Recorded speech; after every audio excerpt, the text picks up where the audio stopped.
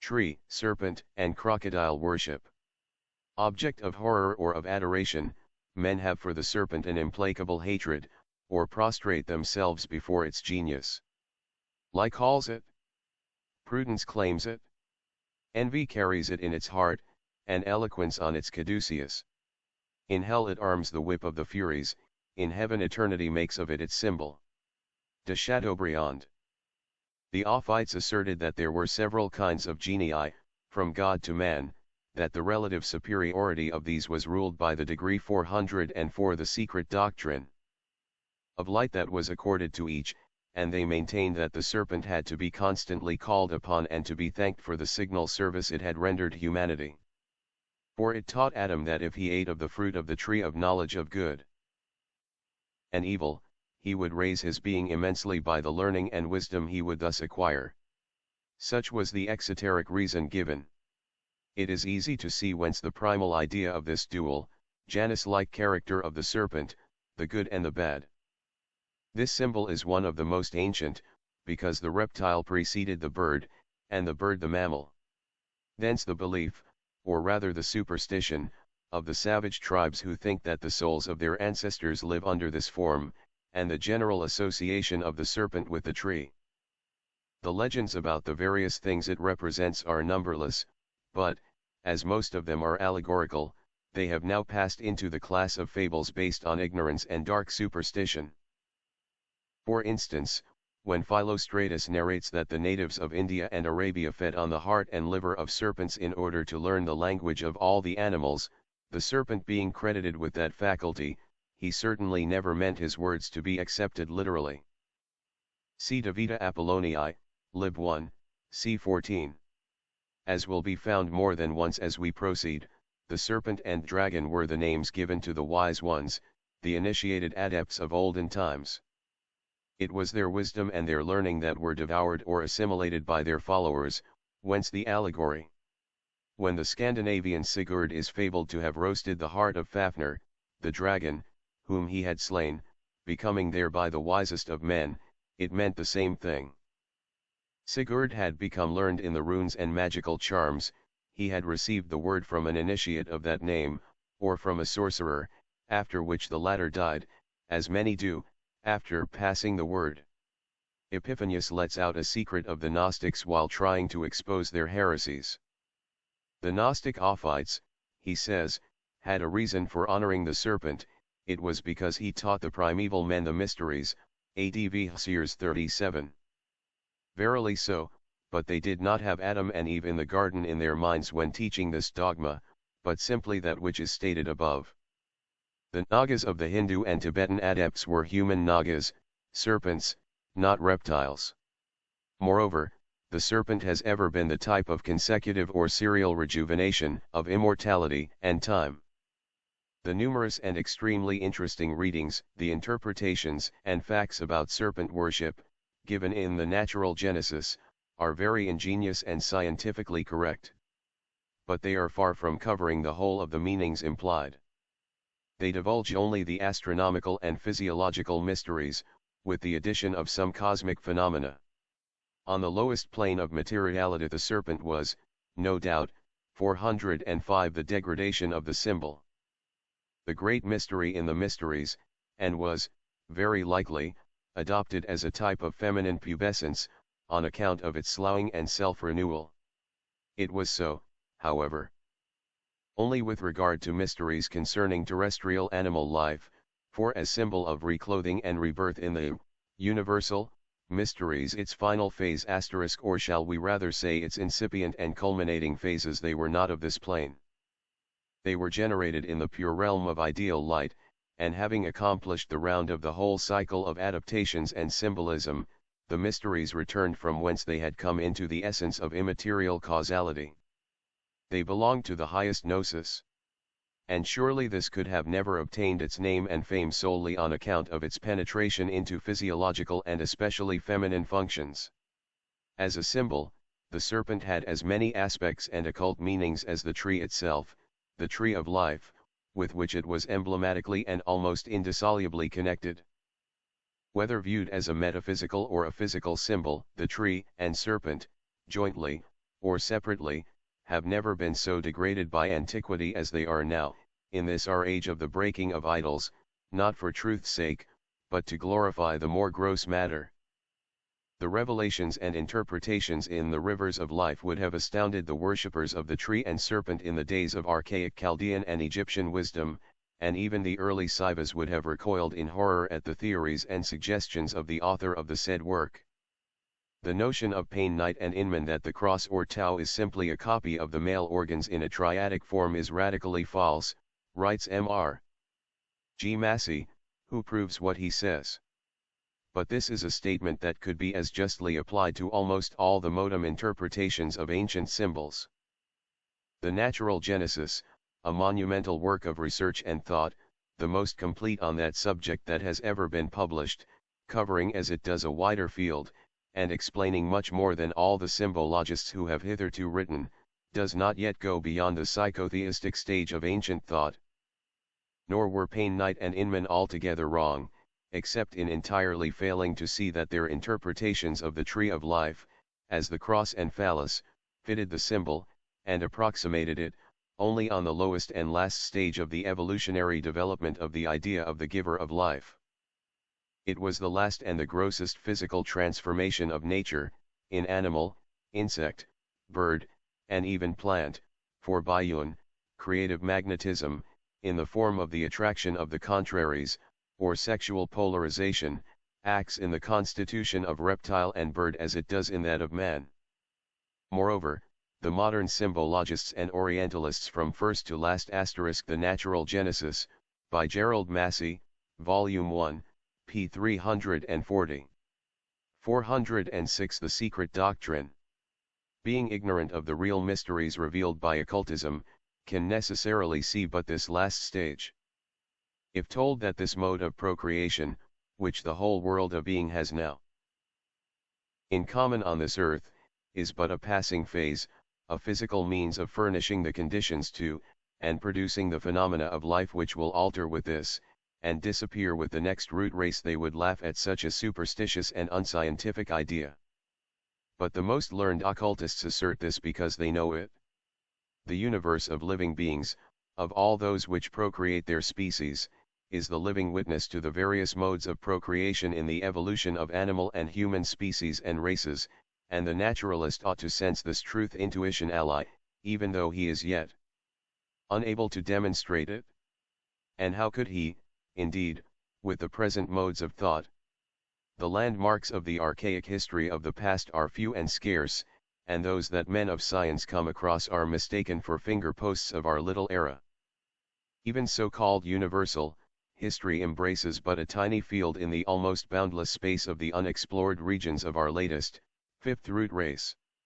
Hence, every fresh signpost, every new glyph of the hoary past that is discovered, is added to the old stock of information, to be interpreted on the same lines of pre-existing conceptions, and without any reference to the special cycle of thought which that particular glyph may belong to. How can truth ever come to light if this method is never changed? Thus, in the beginning of their joint existence as a glyph of immortal being, the tree and serpent were divine imagery, truly. The tree was reversed, and its roots were generated in heaven and grew out of the rootless root of all being. Its trunk grew and developed, crossing the plains of Pleroma, it shot out crossways its luxuriant branches, first on the plane of hardly differentiated matter, and then downward till they touched the terrestrial plane. Thus, the Asvatha, tree of life and being, whose destruction alone leads to immortality, is said in the Bhagavad Gita to grow with its roots above and its branches below, ch. 15. The roots represent the Supreme Being, or First Cause, the Logos, but one has to go beyond those roots to unite oneself with Krishna, who, says Arjuna, 11, is greater than Brahman, and First Cause. The indestructible, that which is not, and what is beyond them. Its boughs are Hiranyagarbha, Brahma or Brahman in his highest manifestations, say Sridhara and Madhusudana, the highest Dhyan Kohans or Devas. The Vedas are its leaves. He only who goes beyond the roots shall never return, i.e., shall reincarnate no more during this age of Brahma. It is only when its pure boughs had touched the terrestrial mud of the Garden of Eden, of our Adamic race, that this tree got soiled by the contact and lost its pristine purity, and that the serpent of the seven-headed dragons, eternity, the heaven-born Logos, was finally degraded. In days of old of the divine dynasties on earth, the now dreaded reptile was regarded as the first beam of light that radiated from the abyss of divine mystery. Various were the forms which it was made to assume, and numerous the natural symbols adapted to it, as it crossed eons of time, as from infinite time itself tca/tz it fell into the space and time evolved out of human speculation. These forms were cosmic and astronomical, theistic and pantheistic, abstract and concrete. They became in turn the polar dragon and the southern cross, the Alpha Draconis of the pyramid, and the Hindu-Buddhist dragon, which ever threatens, yet never swallows the sun during its eclipses. Till then, the tree remained evergreen, for it was sprinkled by the waters of life, the great dragon, ever divine, so long as it was kept within the precincts of the sidereal fields. But the tree grew and its lower boughs touched at last the infernal regions our earth. Then the great serpent Nidhogg, he who devours the corpses of the evildoers in the hall of misery, human life, so soon as they are plunged into Hwergelmur, the roaring cauldron, of human passions, gnawed the world tree. The worms of materiality covered the once healthy and mighty roots, and are now ascending higher and higher along the trunk, while the Midgard snake coiled at the bottom of the seas, encircles the earth, and, through its venomous breath, makes her powerless to defend herself. They are all seven-headed, the dragons and serpents of antiquity, one head for each race, and every head with 7 hairs on it, as the allegory has it. I, from Ananta, the serpent of eternity which carries Vishnu through the Manvantara, from the original primordial Sha, whose 7 heads become 1,000 heads in the Puranic fancy, down to the 7-headed Akkadian serpent. This typifies the 7 principles throughout nature and man, the highest or middle head being the 7th. It is not of the Mosaic, Jewish Sabbath that Philo speaks in his creation of the world, when saying that the world was completed according to the perfect nature of number 6. For, when that reason nous, which is wholly in accordance with the number 7, has entered the soul, rather the living body, the number 6 is thus arrested, and all the mortal things which that number makes. And again, number 7 is the festival day of all the earth, the birthday of the world. I know not whether anyone would be able to celebrate the number 7 in adequate terms. Par pages 30 and 419. The author of the Natural Genesis thinks that the septenary of stars seen in the Great Bear, the Septarches, and 7-headed dragon furnished a visible origin for the symbolic 7 of time above. The goddess of the 7 stars, he adds the secret doctrine, was the mother of time, as Kep, whence Kepti and Seti for the 2 times and number 7. So this is the star of the 7 by name. Sevecht, Cronus, the son of the goddess, has the name of the 7 or 7th. So has Sefik Abu, who builds the house on high, as wisdom, Sophia, built hers with 7 pillars. The primary chronotypes were 7, and thus the beginning of time in heaven is based on the number and the name of 7, on account of the starry demonstrators. The 7 stars as they turned round annually kept pointing, as it were, with the forefinger of the right hand, and describing a circle in the upper and lower heaven.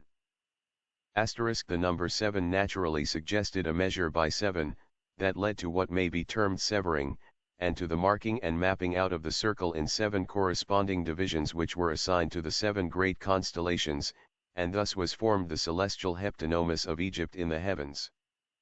When the stellar heptanomus was broken up and divided into 4 quarters, it was multiplied by 4, and the 28 signs took the place of the primary 7 constellations, the lunar zodiac of 28 days being the registered result, T. In the Chinese arrangement, the 4 sevens are given to 4 genii that preside over the 4 cardinal points. In Chinese Buddhism and esotericism, the genii are represented by 4 dragons, the Maharajas of the stanzas. The 7 northern constellations make up the Black Warrior, the 7 eastern, Chinese autumn, constitute the white tiger, the 7 southern are the vermilion bird, and the 7 western, called vernal, are the azure dragon. Each of these 4 spirits presides over its heptanomus during one lunar week. The genitive of the first heptanomus, Typhon of the 7 stars, now took a lunar character.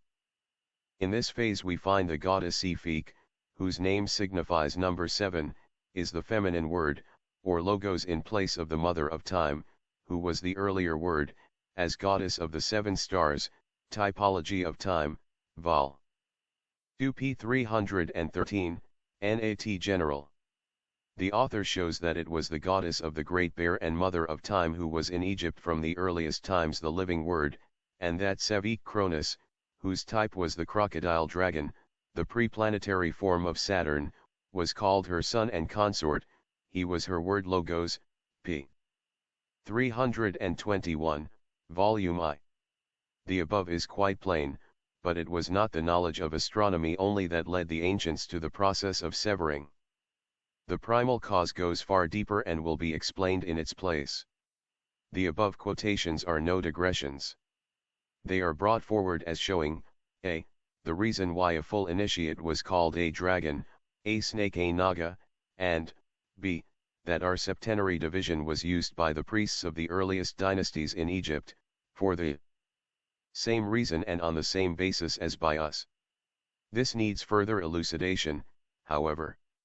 As already stated, that which Mr. G. Massey calls the 4 genii of the 4 cardinal points, and the Chinese, the black warrior, white tiger, for the same reason the division of the principles in man into 7 are thus reckoned, as they describe the same circle in the human higher and lower nature.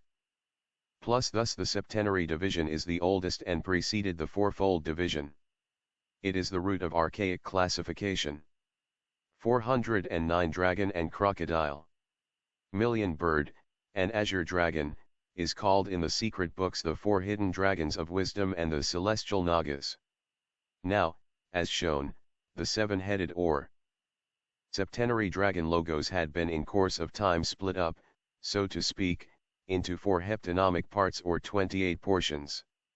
Each lunar week has a distinct occult character in the lunar month, each day of the 28 has its special characteristics, as each of the 12 constellations, whether separately or in combination with other signs, has an occult influence either for good or for evil. This represents the sum of knowledge that men can acquire on this earth, yet few are those who acquire it, and still fewer are the wise men who get to the root of knowledge symbolized by the great root dragon, the spiritual logos of these visible signs. But those who do, receive the name of dragons, and they are the arhats of the 4 truths of the 28 faculties, or attributes, and have always been so called.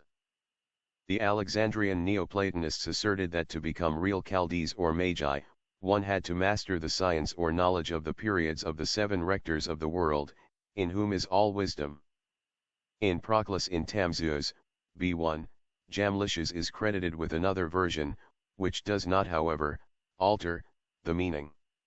He says that the Assyrians have not only preserved the records of 7 and 20 myriads of years, as Hipparchus says they have, but likewise of the whole apocatastases and periods of the 7 rulers of the world.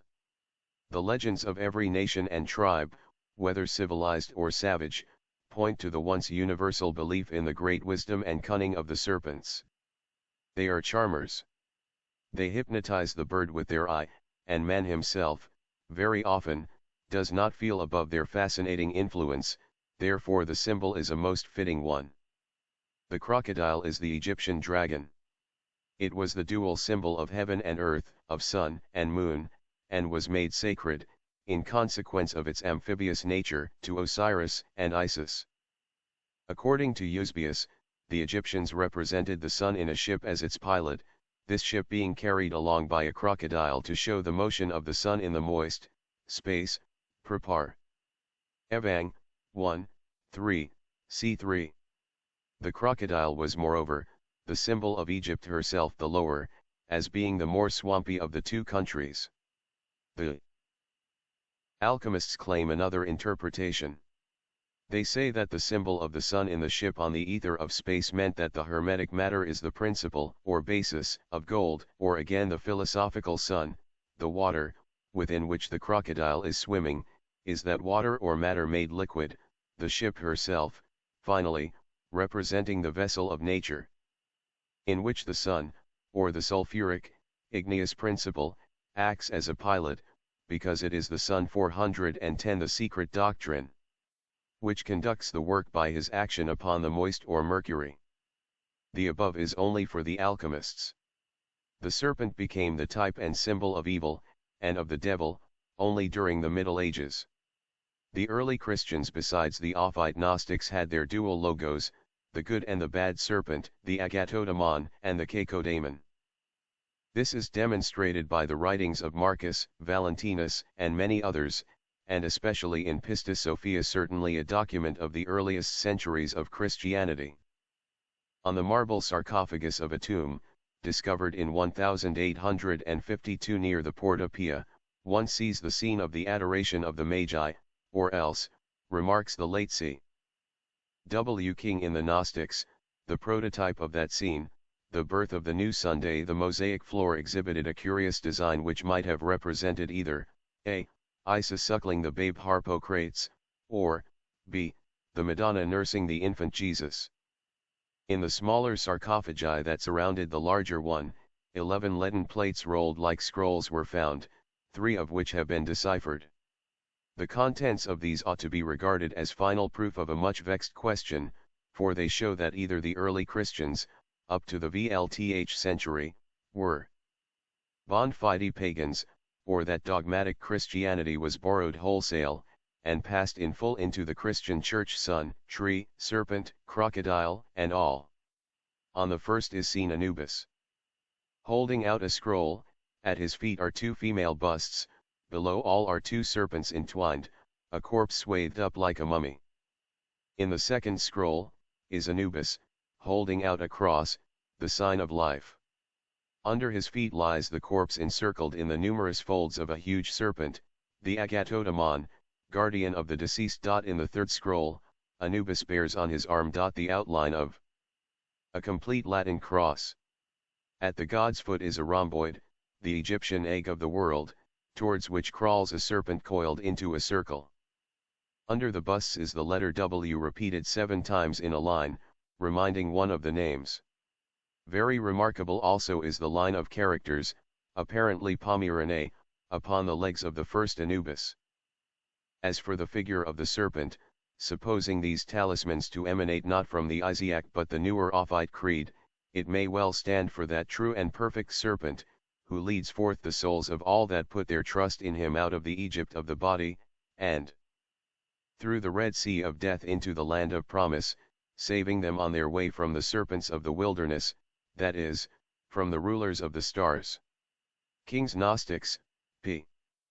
366, and this true and perfect serpent is the 7-lettered God who is now credited with being Jehovah, and Jesus one with him.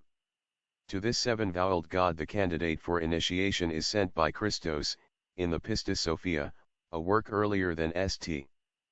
John's Revelation, and evidently of the same school. The serpent of the 7 thunders uttered 411 the mystery of the 7 thunders.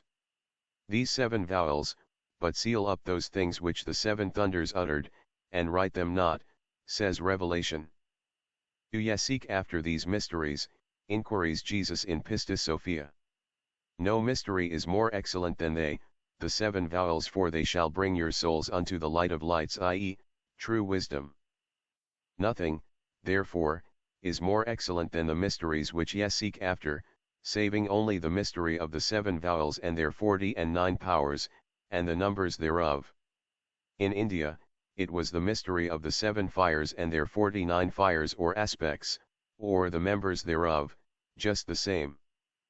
These 7 vowels are represented by the swastika signs on the crowns of the 7 heads of the serpent of eternity, in India, among esoteric Buddhists, in Egypt, in Chaldea, etc., etc., and among the initiates of every other country. It is on the 7 zones of post-mortem ascent, in the Hermetic writings, that the mortal leaves, on each one of his souls, or principles, until arrived on the plane above all zones he remains as the great formless serpent of absolute wisdom or the deity itself. The seven-headed serpent has more than one signification in the arcane teachings.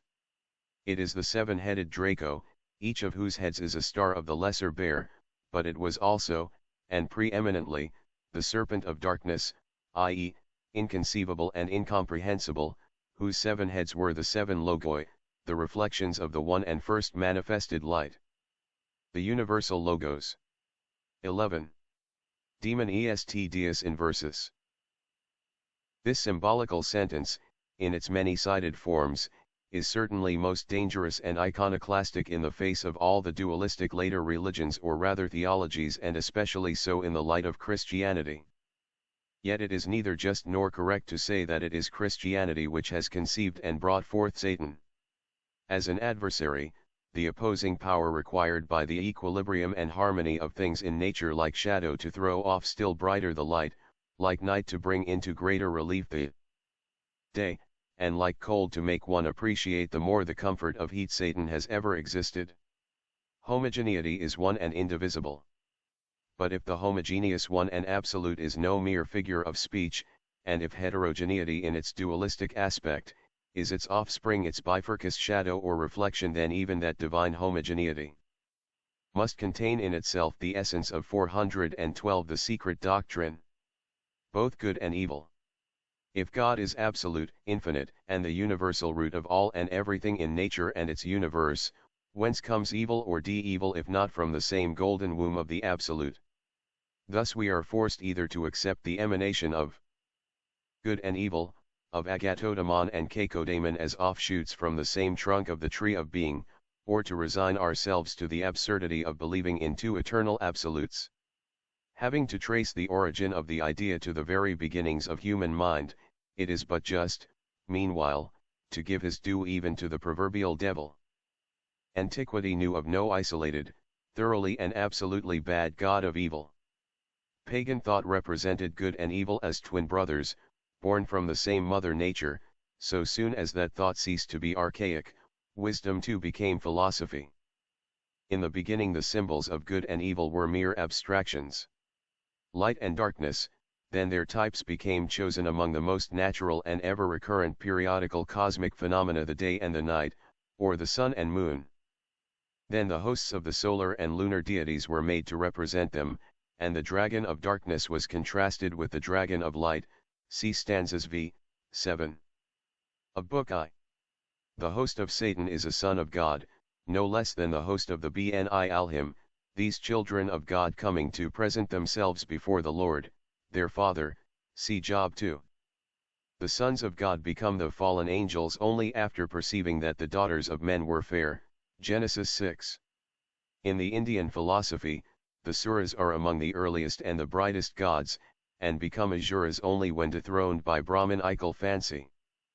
Satan never assumed an anthropomorphic, individualized shape, until the creation by man, of a one living personal God, had been accomplished, and then merely as a matter of prime necessity.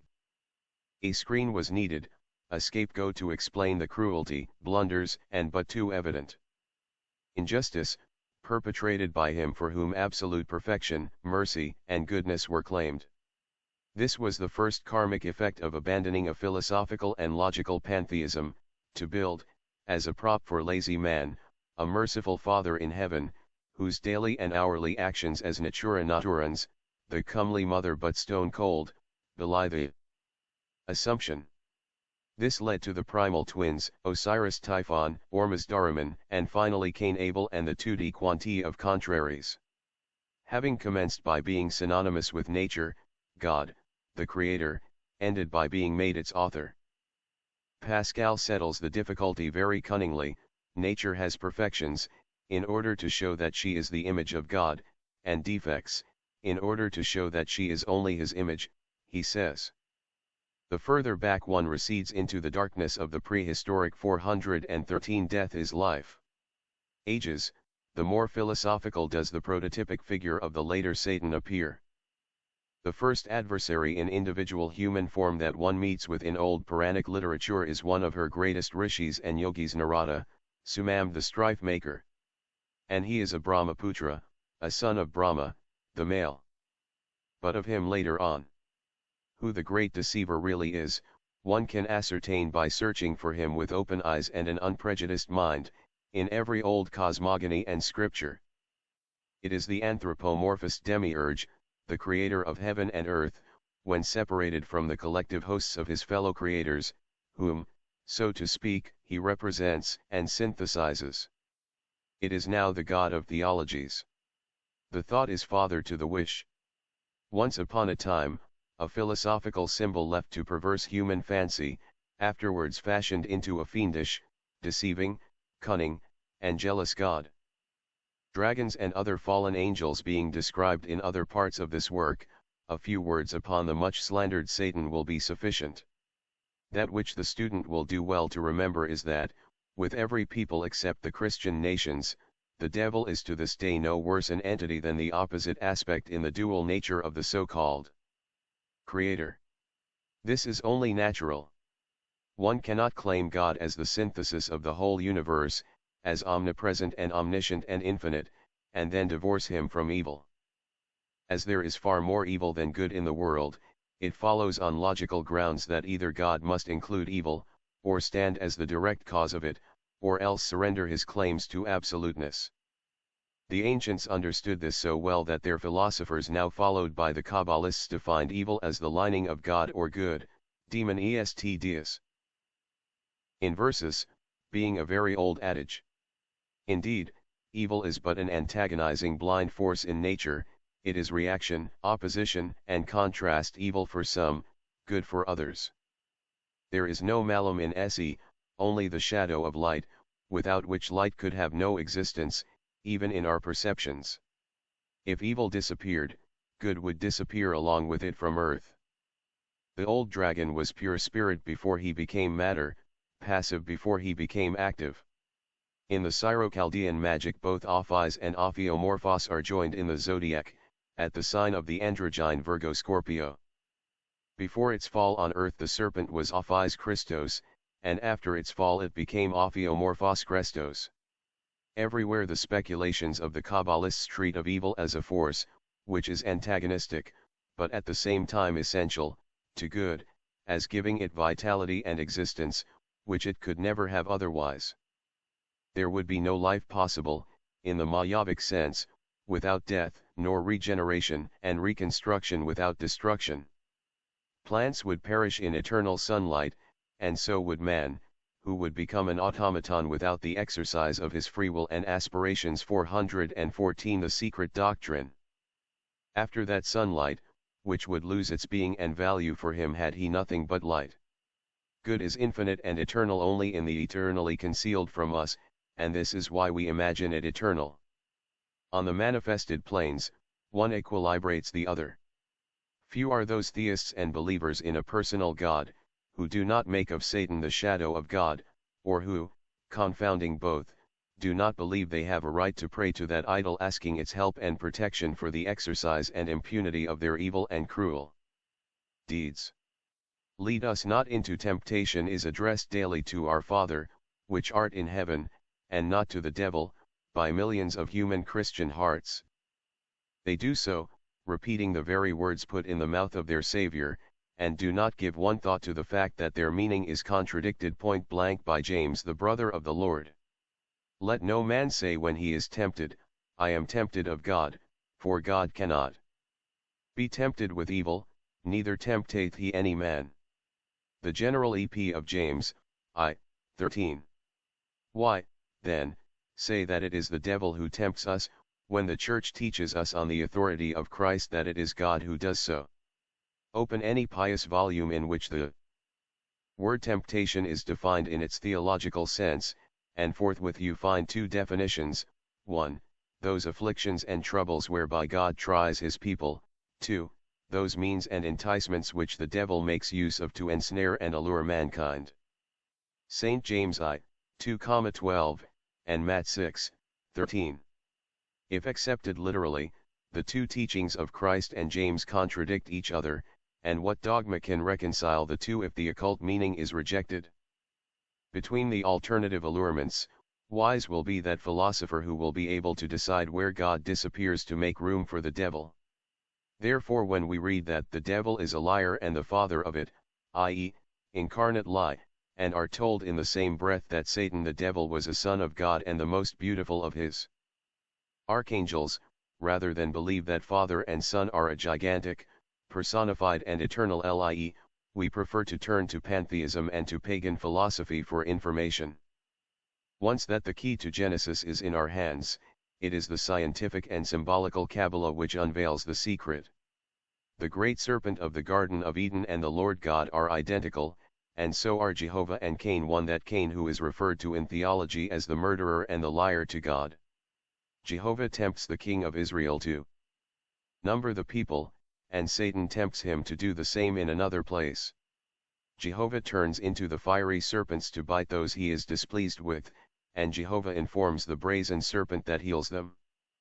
These short, and seemingly contradictory, statements in the Old Testament, contradictory because the two powers are separated instead of being regarded as the two faces of one and the same thing, are the 415 theological etymologies. Echoes distorted out of recognition by exotericism and theology of the universal and philosophical dogmas in nature, so well understood by the primitive sages. We find the same groundwork in several personifications in the Puranas, only far more ample and philosophically suggestive.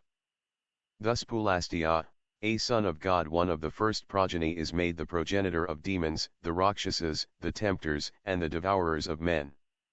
Pisaka, female demon, is a daughter of Daksha, a son of God too, and a god, and the mother of all the Pisachas, Padma Purana. The demons, so called in the Puranas, are very extraordinary devils when judged from the standpoint of European and Orthodox views about these creatures, since all of them, Danavas, Daityas, Pisachas, and the Rakshasas, are represented as extremely pious, following the precepts of the Vedas, some of them even being great yogis.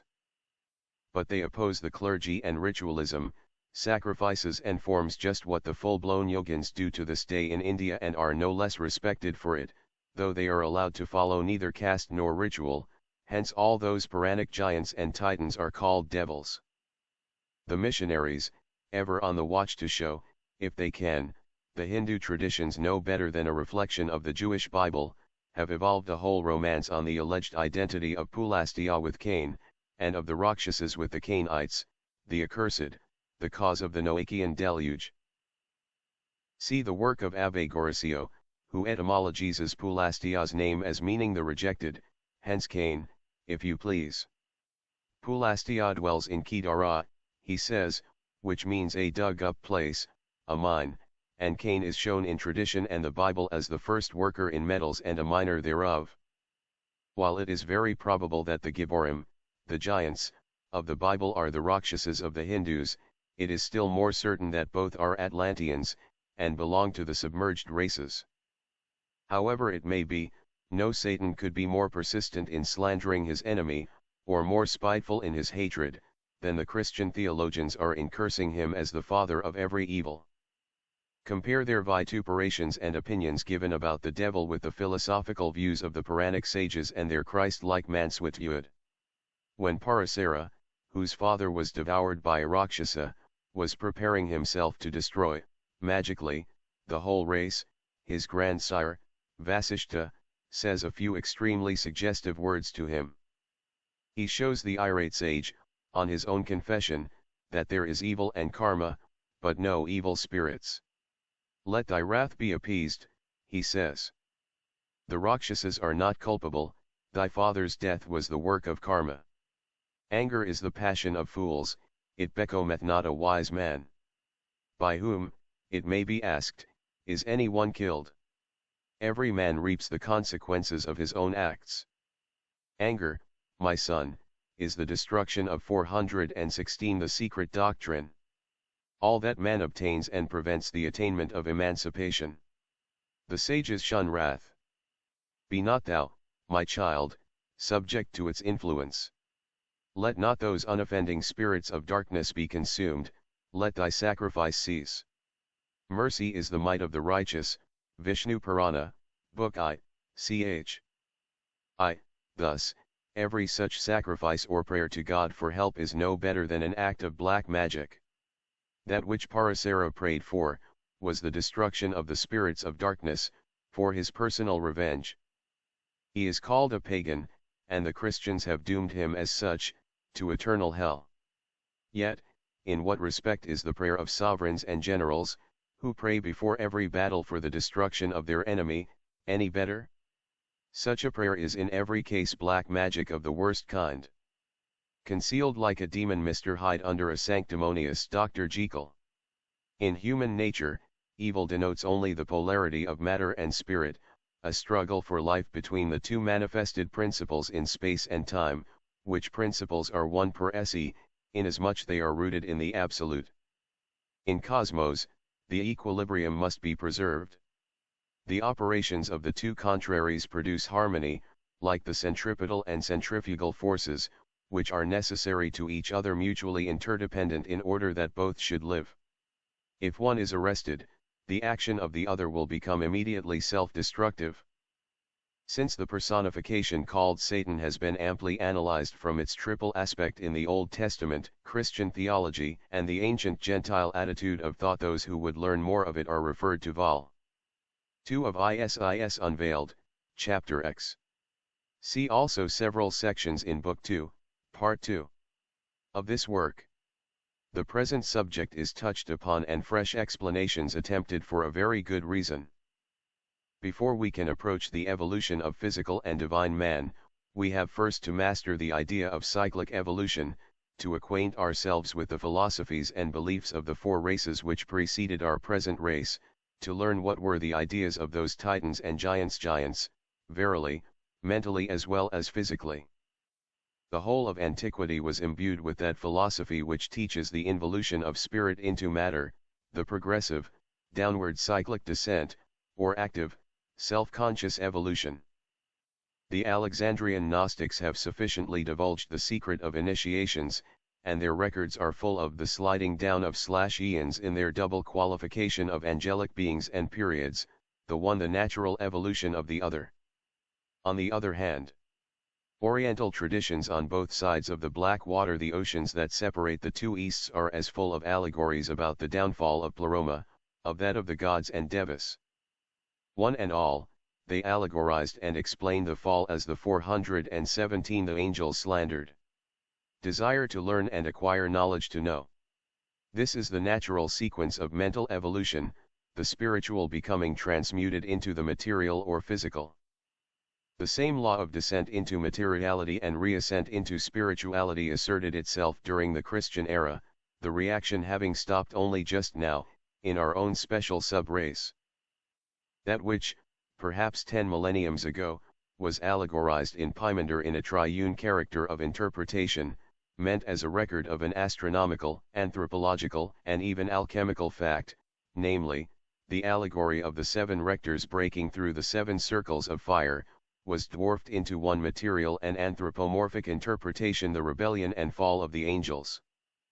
The multivocal, profoundly philosophical narrative, under its poetical form of the marriage of heaven with earth, the love of nature for divine form and the heavenly man, enraptured with his own beauty mirrored in nature, i.e., spirit attracted into matter, has now become, under theological handling, the 7 rectors disobeying Jehovah, self-admiration generating satanic pride, followed by their fall, Jehovah permitting no worship to be lost save upon himself. In short, the beautiful planet angels, the glorious cyclic eons of the ancients, became henceforward synthesized in their most orthodox shape in Samael, the chief of the demons in the Talmud, that great serpent with 12 wings that draws down after himself, in his fall, the solar system, or the Titans. But Schemel, the alter ego, and the Sabaean type of Samael, meant, in his philosophical and esoteric aspect, the year in its astrological evil aspect, its 12 months or wings of unavoidable evils in nature and in esoteric theogony, see Coulson in Nabatean Agriculture, Vol. 2. p. 217, both Schemal and Samael represented a particular divinity. With the Kabbalists they are the spirit of the earth, the personal God that governs it, identical de facto with Jehovah. For the Talmudists admit themselves that Samael is a god name of one of the seven Elohim. The Kabbalists, moreover, show the two, Schemal and Samael, as a symbolical form of Saturn, Chronos, the 12 wings standing for the 12 months, and the symbol in its collectivity representing a racial cycle. Jehovah and Saturn are also glyphically identical. This leads in its turn to a very curious deduction from a Roman Catholic dogma. Many renowned writers belonging to the Latin Church admit that a difference exists, and should be made, between the Uranian Titans, the antediluvian giants, also Titans, and those post-diluvian giants in whom they, the Roman Catholics, will see the descendants of the mythical Ham. In clearer words, there is a difference to be made between the cosmic, primordial opposing forces guided by cyclic law, the Atlantean human giants, and the post-diluvian great adepts, whether 418 the secret doctrine of the right or the left hand. At the same time they show that Michael, the generalissimos of the fighting celestial host, the bodyguard of Jehovah, as it would seem, see de Merville, is also a Titan, only with the adjective of divine before the cognomen. Thus those Uranides who are called everywhere divine Titans, and who, having rebelled against Cronus, Saturn, are therefore also shown to be the enemies of Samael, and Elohim, also and synonymous with Jehovah in his collectivity, are identical with Michael and his host. In short, the roles are reversed, all the combatants are confused, and no student is able to distinguish clearly which is which. Esoteric explanation may, however, bring some order into this confusion, in which Jehovah becomes Saturn and Michael and his army, Satan and the rebellious angels, owing to the indiscreet endeavors of the two faithful zealots to see in every pagan god a devil. The true meaning is far more philosophical, and the legend of the first fall, of the angels, assumes a scientific coloring when correctly understood. Cronus stands for endless, hence immovable, duration, without beginning, without an end, beyond divided time and beyond space. Those angels, genii or devas, who were born to act in space and time, i.e., to break through the seven circles of the super-spiritual planes into the phenomenal, or circumscribed, super-terrestrial regions, are said allegorically to have rebelled against Cronus and fought the, then, one living and highest God. In his turn, when Cronus is represented as mutilating Uranus, his father, the meaning of this mutilation is very simple: absolute time is made to become the finite and the conditioned, a portion is robbed from the whole, thus showing that Saturn, the father of the gods, has been transformed from eternal duration into a limited period.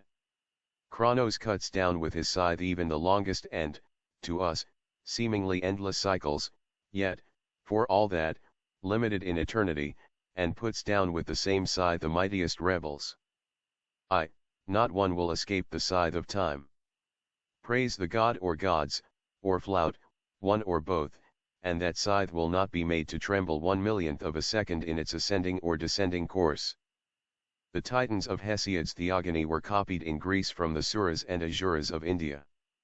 These Hesiodic Titans, the Uranides, numbered once upon a time as only 6, have been recently discovered to be 7, the 7th being called Phareg in an old fragment relating to the Greek myth. Thus their identity with the 7 rectors is fully demonstrated. The origin of the war in heaven and the fall has, in our mind, to be traced unavoidably to India, and perhaps far earlier than the Puranic accounts thereof. For Terramaya was in a later age, and there are 3 accounts, each of a distinct war, to be traced in almost every cosmogony. 419 The War of the Gods. The first war happened in the night of time, between the gods the Suras, and lasted for the period of 1 divine year. On this occasion the deities were defeated by the Daityas, under the leadership of Rata. After that, owing to a device of Vishnu, to whom the conquered gods applied for help, the latter defeated the Asuras. In the Vishnu Purana no interval is found between the two wars. In the esoteric doctrine, one war takes place before the building of the solar system, another, on earth, at the creation of man, and a third war is mentioned as taking place at the close of the fourth race, between its adepts and those of the fifth race, i.e., between the initiates of the sacred island and the sorcerers of Atlantis. We shall notice the first contest, as recounted by Parasara, while trying to separate the two accounts, purposely blended together.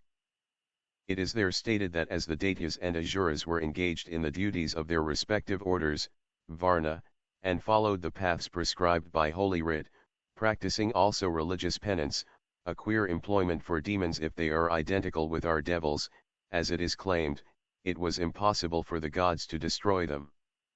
The prayers addressed by the gods to Vishnu are curious as showing the ideas involved in an anthropomorphic deity.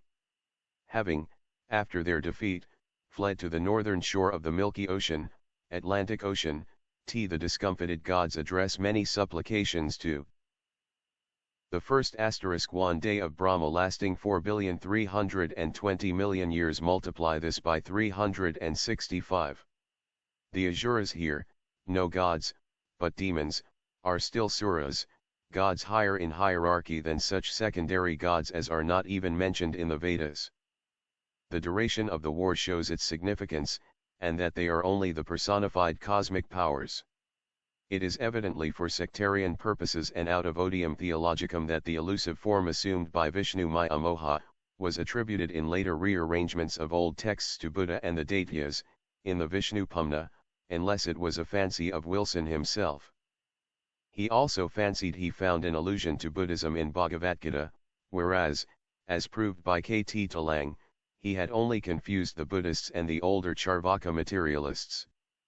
The version exists nowhere in other Puranas if the inference does, as Professor Wilson claims, in the Vishnu Purana, the translation of which, especially of Book 3, ch. 18, where the Reverend Orientalist arbitrarily introduces Buddha, and shows him teaching Buddhism to Daityas, led to another great war between himself and Colonel Vance Kennedy. The latter charged him publicly with willfully distorting Puranic texts.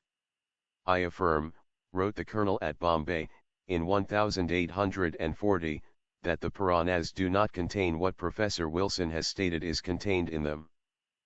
Until such passages are produced I may be allowed to repeat my former conclusions, that Professor Wilson's opinion, that the Puranas as now extant are compilations made between the 8th and 17th centuries, a.d., rests solely on gratuitous assumptions and unfounded assertions, and that his reasoning in support of it is either futile, fallacious, contradictory, or improbable. See Vishnu Purana, trans by Wilson, edit, by Fitz-Edward Hall, Volume V, Appendix, plus this statement belongs to the Third War, since the terrestrial continents, seas, and rivers are mentioned in connection with it. 420 The Secret Doctrine of Beings, the Divine Vishnu, and among others this one, glory to thee, who art one with the saints, whose perfect nature is ever blessed. Glory to thee, who art one with the serpent race, double-tongued, impetuous, cruel, insatiate of enjoyment and abounding with wealth. Glory to thee, O Lord, who hast neither color nor extension, nor size, gana, nor any predicable qualities, and whose essence, rupa, purest of the pure is appreciable only by holy Paramarshi, greatest of sages or rishis. We bow to thee, in the nature of Brahma uncreated, undecaying, avyaya, who art in our bodies and in all other bodies, and in all living creatures, and beside whom nothing exists. We glorify that Vasudeva, the Lord of all, who is without soil, the seed of all things, exempt from dissolution, unborn, eternal, being in essence Paramapadatmavat, beyond the condition of spirit, and in essence and substance, rupa, the whole of this universe. Book 3, ch. 17, Vish. Purana. The above is quoted as an illustration of the vast field offered by the Puranas to adverse and erroneous criticism, by every European bigot who forms an estimate of an alien religion on mere external evidence. Any man accustomed to subject what he reads to thoughtful analysis, will see at a glance the incongruity of addressing the accepted unknowable, the formless, and attributeless absolute, such as the Vedantins define Brahma, as being one with the serpent race, double-tongued, cruel, and insatiable, thus associating the abstract with the concrete, and bestowing adjectives on that which is freed from any limitations, and conditionless. Even Dr. Wilson, who, after living surrounded by Brahmins and pundits in India for so many years, ought to have known better. Even that scholar lost no opportunity to criticize the Hindu scriptures on this account. Thus, he exclaims, the Puranas constantly teach incompatible doctrines. According to this passage, the Supreme Being is not the inert cause of creation only, but exercises the functions of an active providence. The commentator quotes a text of the Veda in support of this view: universal soul entering into men, governs their conduct. Incongruities, however, are as frequent in the Vedas as in the Puranas. Less frequent, in sober truth, than in the Mosaic Bible. But prejudice is great in the hearts of our Orientalists, especially in those of reverend scholars. Universal soul is not the inert cause of creation or, para, Brahma, but simply that which we call the sixth principle of intellectual cosmos, on the manifested plane of being. It is Maha, or Mahabuddhi, the great soul, the vehicle of spirit, the first primeval reflection of the formless cause, and that which is even beyond spirit. In Book I, Chap. 17, narrating the story of Prahlada the son of Hiranyakasipu, the Puranic Satan, the great enemy of Vishnu, and the king of the three worlds into whose heart Vishnu entered. 421 The deception of the gods. So much for Professor Wilson's uncalled for fling. As for the apparently incongruous appeal to Vishnu by the defeated gods, the explanation is there, in the text of Vishnu Purana. If Orientalists would only notice it. There is Vishnu as Brahma and Vishnu in his two aspects, philosophy teaches. There is but one Brahma, essentially Prakriti and spirit, and c. Therefore, it is not Vishnu the inert cause of creation which exercised the functions of an active providence, but the universal soul, that which E. Levi calls astral light in its material aspect. And this soul is, in its dual aspect of spirit and matter, the true anthropomorphic God of the theists, as this God is a personification of that universal creative agent, pure and impure both, owing to its manifested condition and differentiation in this Mayavic world. God and devil truly. But Dr. Wilson failed to see how Vishnu, in this character, closely resembles the Lord God of Israel, especially in his policy of deception, temptation, and cunning. In the Vishnu Purana this is made as plain as can be. For it is said there, that at the conclusion of their prayers, statra, the gods beheld the sovereign deity Hari, Vishnu, armed with the conch, the discus, and the mace, riding on Garuda. Now Garuda is the Manvantaric cycle, as will be shown in its place.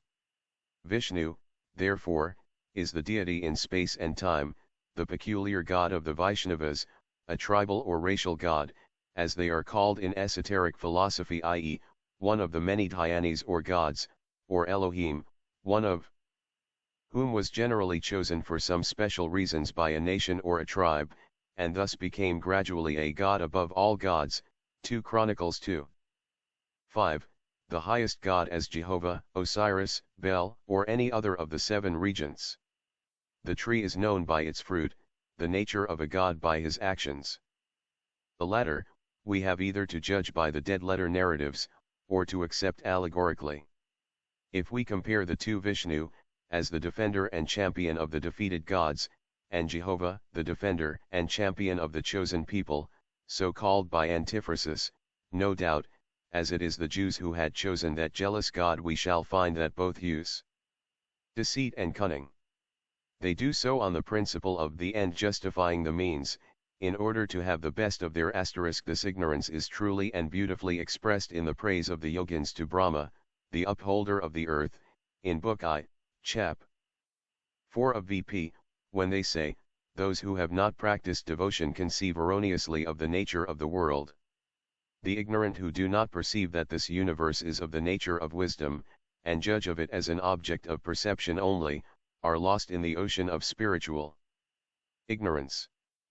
But they who know true wisdom, and whose minds are pure, behold this whole world as one with divine knowledge, as one with thee, O God.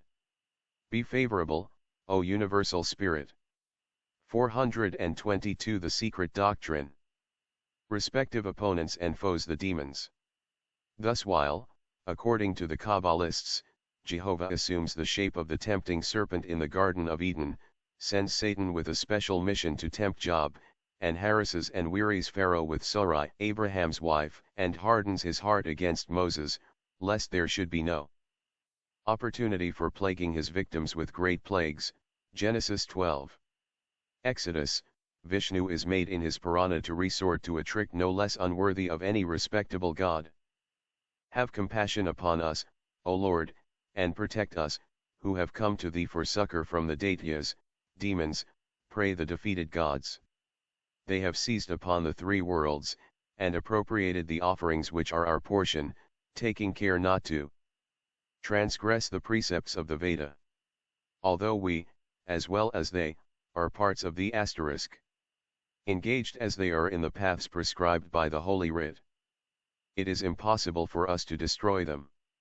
Do thou, whose wisdom is immeasurable, Amiatman, instruct us in some device by which we may be able to exterminate the enemies of the gods.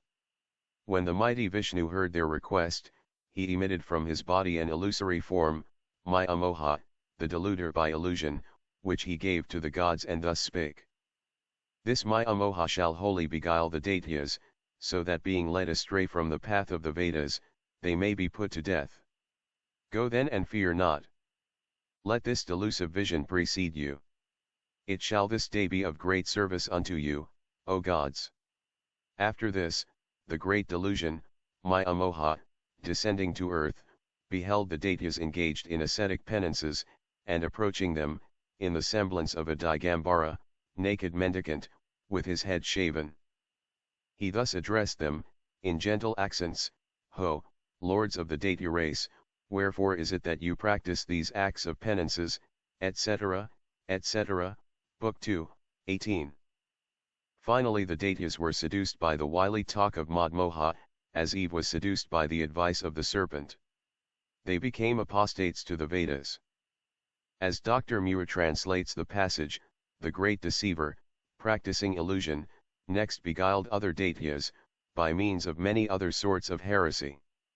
In a very short time, these Asuras, Daityas, deluded by the deceiver, who was Vishnu, abandoned the entire system founded on the ordinances of the triple Veda. Some reviled the Vedas, others the gods, others the ceremonial of sacrifice, and others the Brahmins. This, they exclaimed, is a doctrine which will not bear discussion. The slaughter of animals in sacrifice is not conducive to religious merit. To say that oblations of butter consumed in the fire produce any future reward, is the assertion of a child. If it be a fact that a beast slain in sacrifice is exalted to heaven, why does not the worshipper slaughter his own father? Infallible utterances do not, great Asuras, fall from the skies, it is only assertions founded on reasoning that are accepted by me and by other intelligent persons like yourselves. Thus by numerous methods the Daityas were unsettled by the great deceiver, reason. When * there was a day when the sons of God came before the Lord, and Satan came with his brothers, also before the Lord, Job 2. Abyss, Ethiopic text. 423 The deception, an allegory. They had entered on the path of error, the gods mustered all their energies and approached to battle. Then followed a combat between the gods and the Asuras, and the latter, who had abandoned the right road, were smitten by the former. In previous times they had been defended by the armor of righteousness which they bore, but when that had been destroyed they, also, perished. Journal of the Royal Asiatic Society, Volume 19, p. 302. Whatever may be thought of Hindus, no enemy of theirs can regard them as fools. A people whose holy men and sages have left to the world the greatest and most sublime philosophies that ever emanated from the minds of men, must have known the difference between right and wrong. Even a savage can discern white from black, good from bad, and deceit from sincerity and truthfulness. Those who had narrated this event in the biography of their God, must have seen that in this case it was that God who was the arch-deceiver, and the Daityas, who never transgressed the precepts of the Vedas, who had the sunny side in the transaction, and who were the true gods. Thence there must have been, and there is a secret meaning hidden under this allegory. In no class of society, in no nation, are deceit and craft considered as divine virtues except perhaps in the clerical classes of theologians and modem Jesuitism. The Vishnu Purana *, like all other works of this kind, has passed at a later period into the hands of the temple Brahmins, and the old MSS. have, no doubt, been once more tampered with by sectarians. But there was a time when the Puranas were esoteric works, and so they are still for the initiates who can read them with the key that is in their possession. Whether the Brahmin initiates will ever give out the full meaning of these allegories, is a question with which the writer is not concerned. The present object is to show that, while honoring the creative powers in their multiple forms, no philosopher could, or ever has, accepted the allegory for the true spirit, except, perhaps, some philosophers belonging to the present superior and civilized Christian races. For, as shown, Jehovah is not one with the superior of Vishnu on the plane of ethics. This is why the occultists and even some Kabbalists, whether they regard or not those creative forces as living and conscious entities, and one does not see why they should not be so accepted, will never confuse the cause with the effect, and accept the spirit of the earth for Parabrahm or Ansaf. At all events they know well the true nature of what was called Father/Ether by the Greeks, Jupiter, Titan, etc., etc. They know that the soul of the astral fight is divine, and * Wilson's opinion that the Vishnu Purana is a production of our era, and that in its present form it is not earlier than between the VUth and the XVIth century, is absurd beyond noticing. 424 The Secret Doctrine. Its body, the light waves on the lower planes, infernal. This light is symbolized by the magic head in the Zohar, the double face on the double pyramid, the black pyramid rising against a pure white ground, with a white head and face within its black triangle, the white pyramid, inverted, the reflection of the first in the dark waters, showing the black reflection of the white face. This is the astral light, or demon est deus inversus. 12. The theogony of the creative gods. To thoroughly comprehend the idea underlying every ancient cosmology necessitates the study, in a comparative analysis, of all the great religions of antiquity, as it is only by this method that the root idea will be made plain. Exact science could the latter soar so high, while tracing the operations of nature to their ultimate and original sources, would call this idea the hierarchy of forces. The original, transcendental, and philosophical conception was one. But as systems began to reflect with every age more and more the idiosyncrasies of nations, and as the latter, after separating, settled into distinct groups, each evolving along its own national or tribal groove, the main idea gradually became veiled with the overgrowth of human fancy. While in some countries the forces, or rather the intelligent powers of nature, received divine honors they were hardly entitled to, in others, as now in Europe and the civilized lands, the very thought of any such force being endowed with intelligence seems absurd, and is proclaimed unscientific. Therefore one finds relief in such statements as are found in the introduction to Asgard and the Gods, Tales and Traditions of Our Northern Ancestors, by W. S. W. Anson. The author remarks, on p. 3, although in Central Asia, or on the banks of the Indus, in the land of the pyramids, and in the Greek and Italian peninsulas, and even in the north, whither Celts, Teutons, and Slavs wandered, the religious conceptions of the people have taken different forms, yet their common origin is still perceptible. We point out this connection between the stories of the gods, and the deep thought contained in them, and their importance, in order that the reader may see that it is not a magic world of erratic fancy which opens out before him, but that life and nature formed the basis of the existence and action of these divinities. And though it is impossible for any occultist or student of Eastern esotericism to concur in the strange idea that the religious CON 425 myth is oral tradition.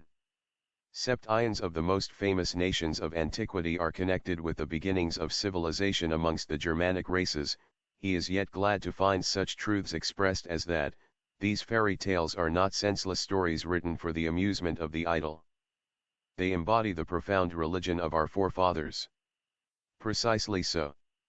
Not only their religion, but likewise their history.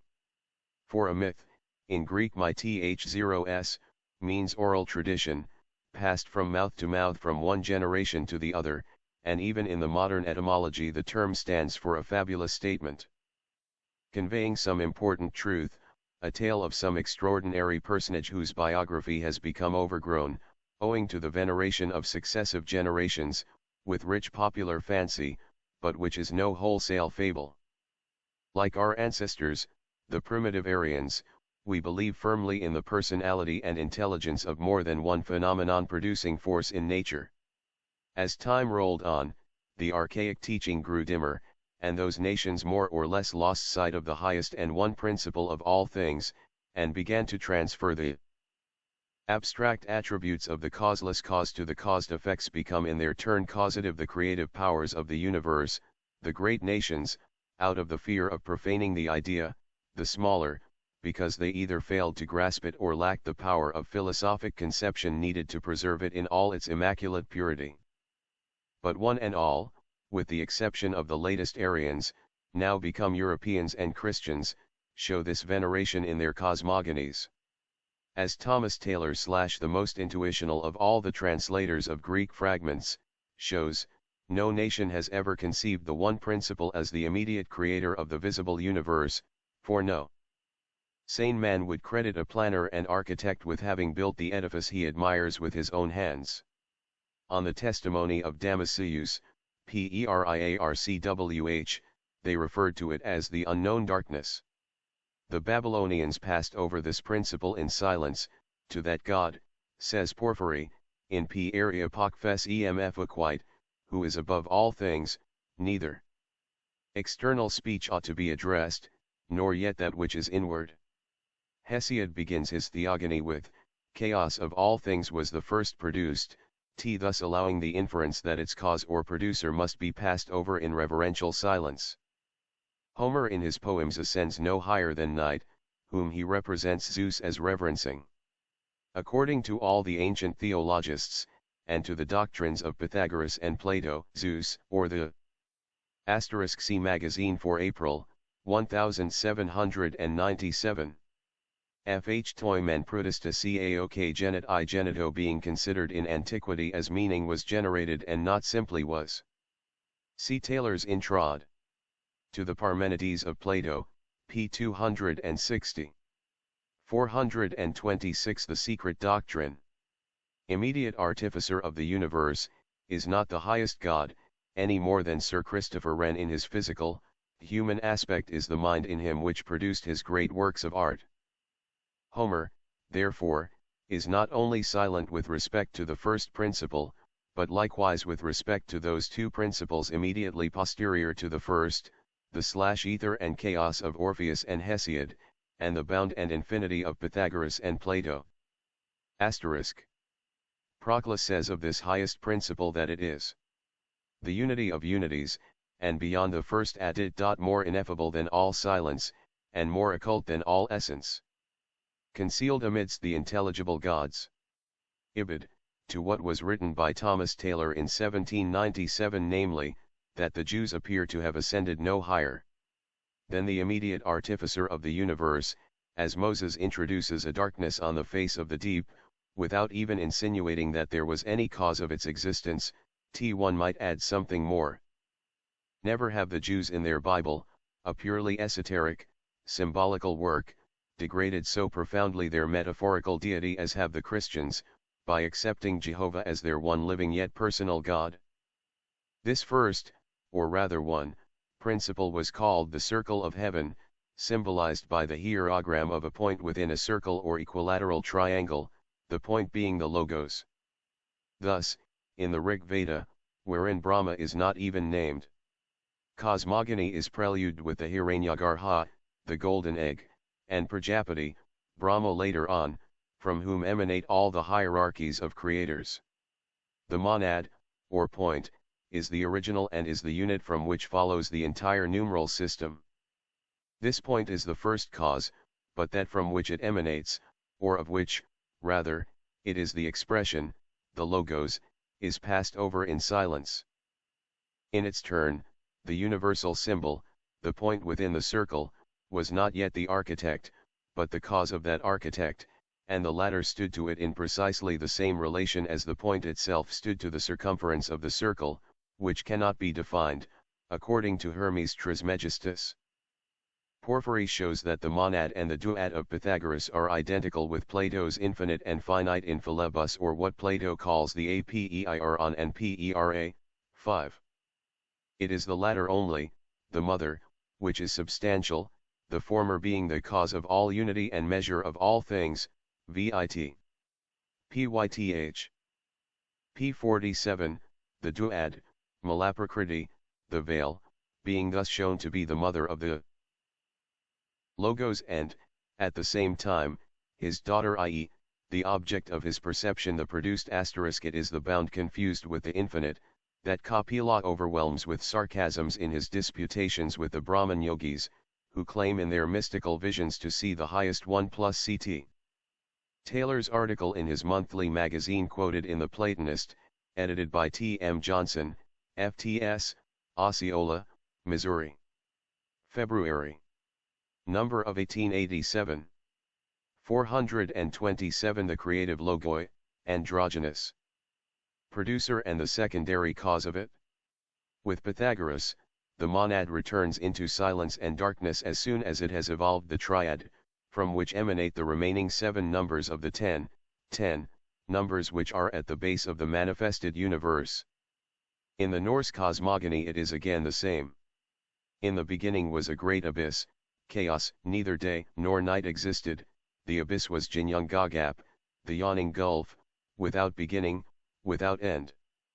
All-Father, the uncreated, the unseen, dwelt in the depth of the abyss, space, and willed, and what was willed came into being. See Asgard and the Gods. As in the Hindu cosmogony, the evolution of the universe is divided into 2 acts, called in India the Prakriti and Padma creations. Before the warm rays pouring from the home of brightness awake life in the great waters of space, the elements of the first creation come into view, and from them is formed the giant Emer, also Orgelmer, primordial matter differentiated from chaos, literally seething clay. Then comes the cow Autumnla, the nourisher asterisk from whom is born Buri, the producer, who, by Bistla, the daughter of the frost giants, the sons of Emer, had 3 sons, Odin, Willi, and We, or Spirit, Will, and Holiness. Compare the genesis of the primordial races. In this work, this was when darkness still reigned throughout space.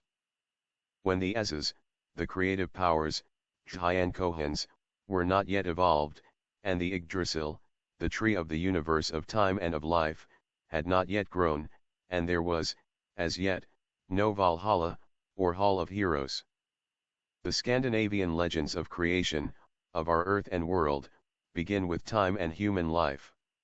All that precedes it is for them darkness, wherein All-Father, the cause of all, dwells. As observed by the editor of Asgard and the Gods, though these legends have in them the idea of that All-Father, the original cause of all, he is scarcely more than mentioned in the poems, not because, as he thinks, before the preaching of the gospel, the idea could not rise to distinct conceptions of the eternal, but on account of its great esoteric character.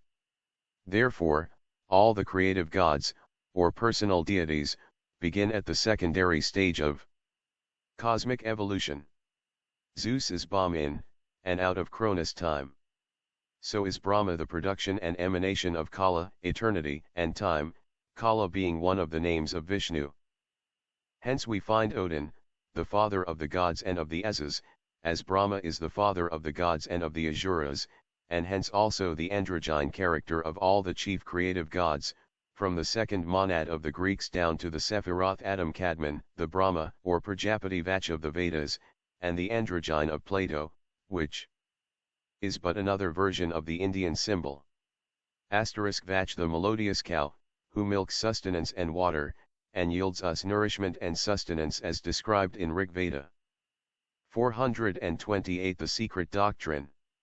The best metaphysical definition of primeval theogony in the spirit of the Vedantins may be found in the notes on the Bhagavad Gita, by M.R. T. Subbaro. See Theosophist for February, 1887. Parabrahmam, the unknown and the incognoscible, as the lecturer tells his audience, is not ego, it is not non-ego, nor is it consciousness. It is not even atma. But though not itself an object of knowledge, it is yet capable of supporting and giving rise to every kind of object and every kind of existence which becomes an object of knowledge. It is the one essence from which starts into existence a center of energy, which he calls Logos. This Logos is the Sabda Brahmam of the Hindus, which he will not even call Eswara, the Lord God, lest the term should create confusion in the people's minds. But it is the Avalokiteswara of the Hindus, the verbum of the Christians in its real esoteric meaning, not in the theological disfigurement. It is, he says, the Natha or the ego in the cosmos, and every other ego.is but its reflection and manifestation. It exists in a latent condition in the bosom of Parabrahmam at the time of Pralaya. During Manvantara, it has a consciousness and an individuality of its own. It is a center of energy, but, such centers of energy are almost innumerable in the bosom of Parabrahmam. It must not be supposed, that even the Logos is the creator, or that it is but a single center of energy. Their number is almost infinite. This ego, he adds, is the first that appears in cosmos, and is the end of all evolution. It is the abstract ego. This is the first manifestation, or aspect, of Parabrahmam. When once it starts into conscious being. From its objective standpoint, Parabrahmam appears to it as Malaprakriti. Please bear this in mind, observes the lecturer, for here is the root of the whole difficulty. About Purusha and Prakriti felt by the various writers on Vedantic philosophy. This Malaprakriti is material to it, the Logos, as any material object is material to us. This Malaprakriti is no more Parabrahmam than the bundle of attributes of a pillar is the pillar itself. Parabrahmam is an unconditioned and absolute reality, and Malaprakriti is a sort of veil thrown over it. Parabrahmam by itself cannot be seen as it is. It is seen by the Logos with a veil thrown over it, and that veil is the mighty expanse of cosmic matter. Parabrahmam, after having appeared on the one hand as the ego, and on the other as Malaprakriti, acts as the one energy through the Logos. And the lecturer explains what he means by this acting of something which is nothing, though it is the all, by a fine simile. He compares the Logos to the sun through which light and heat radiate, but whose energy, light, and heat, exist in some unknown condition in space and are diffused in space only as visible light and heat, the sun being only the agent thereof. This is the first triadic hypostasis. The quaternary is made up by the energizing light shed by the Logos. The Hebrew Kabbalists give it in a shape which esoterically is 429. The one is known by the many. Identical with the Vedantic. Al Sof they taught, could not be comprehended, could not be located, nor named, though the causeless cause of all. Hence its name Al-Nsoph is a term of negation, the inscrutable, the incognizable, and the unnameable. They made of it, therefore, a boundless circle, a sphere, of which human intellect, with the utmost stretch, could only perceive the vault. In the words of one who has unriddled much in the Kabbalistical system, in one of its meanings thoroughly, in its numerical and geometrical esotericism, close your eyes, and from your own consciousness of perception try and think outward to the extremest limits in every direction. You will find that equal lines or rays of perception extend out evenly in all directions, so that the utmost effort of perception will terminate in the vault of a sphere. The limitation of this sphere will, of necessity, be a great circle, and the direct rays of thought in any and every direction must be right line radii of the circle. This, then, must be, humanly speaking, the extremest all-embracing conception of the Ein Sof manifest, which formulates itself as a geometrical figure, viz., of a circle, with its elements of curved circumference and right line diameter divided into radii. Hence, a geometrical shape is the first recognizable means of connection between the Ein Sof and the intelligence of man. This great circle, which Eastern esotericism reduces to the point within the boundless circle, is the Avalokitesvara, the Logos or verbum of which Mr. Subaru speaks. But this circle or manifested God is as unknown to us, except through its manifested universe, as the one, though easier, or rather more possible to our highest conceptions. This Logos which sleeps in the bosom of Parabrahmam during Pralaya, as our ego is latent, in us, at the time of Sushupti, sleep, which cannot cognize Parabrahmam otherwise than as Malaprakriti, the latter being a cosmic veil which is the mighty expanse of cosmic matter, is thus only an organ in cosmic creation, through which radiate the energy and wisdom of Parabrahmam, unknown to the Logos, as it is to ourselves. Moreover, as the Logos is as unknown to us as Parabrahmam is unknown in reality to the Logos, both Eastern esotericism and the Kabbalah, in order to bring the Logos within the range of our conceptions, have resolved the abstract synthesis into concrete images, viz., into the reflections or multiplied aspects of that Logos or Avalokitesvara, Brahma, Ormuzd, Osiris, Adam Kadmon. Call it by any of these names, which aspects or manvantaric emanations are the Dhyan Kohans, the Elohim, the Devas, the Amshaspens, and c. Metaphysicians explain the root and germ of the latter, according to Mr. Subaru, as the first manifestation of Parabrahmam, the highest trinity that we * from the Masonic Review for June, 1886. 430. The secret doctrine are capable of understanding, which is Malaprakriti, the veil, the Logos, and the conscious energy of the latter, or its power and light *, or matter, force, and the ego, or the one root of self, of which every other kind of self is but a manifestation or a reflection. It is then only in this light, of consciousness, of mental and physical perception, that practical occultism can throw this into visibility by geometrical figures, which, when closely studied, will yield not only a scientific explanation of the real, objective, existence of the seven sons of the divine Sophia, which is this light of the Logos, but show by means of other yet undiscovered keys that, with regard to humanity, these seven sons and their numberless emanations, centers of energy personified, are an absolute necessity. Make away with them, and the mystery of being and mankind will never be unriddled, not even closely approached. It is through this light that everything is created. This root of mental self is also the root of physical self, for this light is the permutation, in our manifested world, of Malaprakriti, called Aditi in the Vedas. In its third aspect it becomes Vach, the daughter and the mother of the Logos, as Isis is the daughter and the mother of Osiris, who is Horus, and Maut, the daughter, wife, and mother of Ammon, in the Egyptian moon glyph.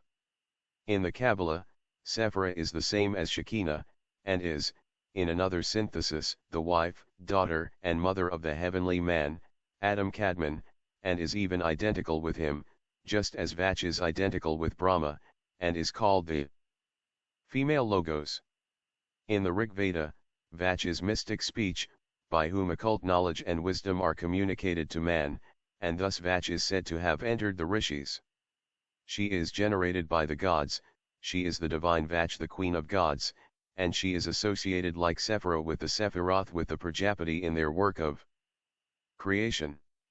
Moreover, she is called the mother of the Vedas, since it is through her power, as mystic speech, that Brahma revealed them, and also owing to her power that he produced the universe, i.e., through speech and words, synthesized by the word, and numbers, but Vach being also spoken of as the daughter of Daksha, the god who lives in all.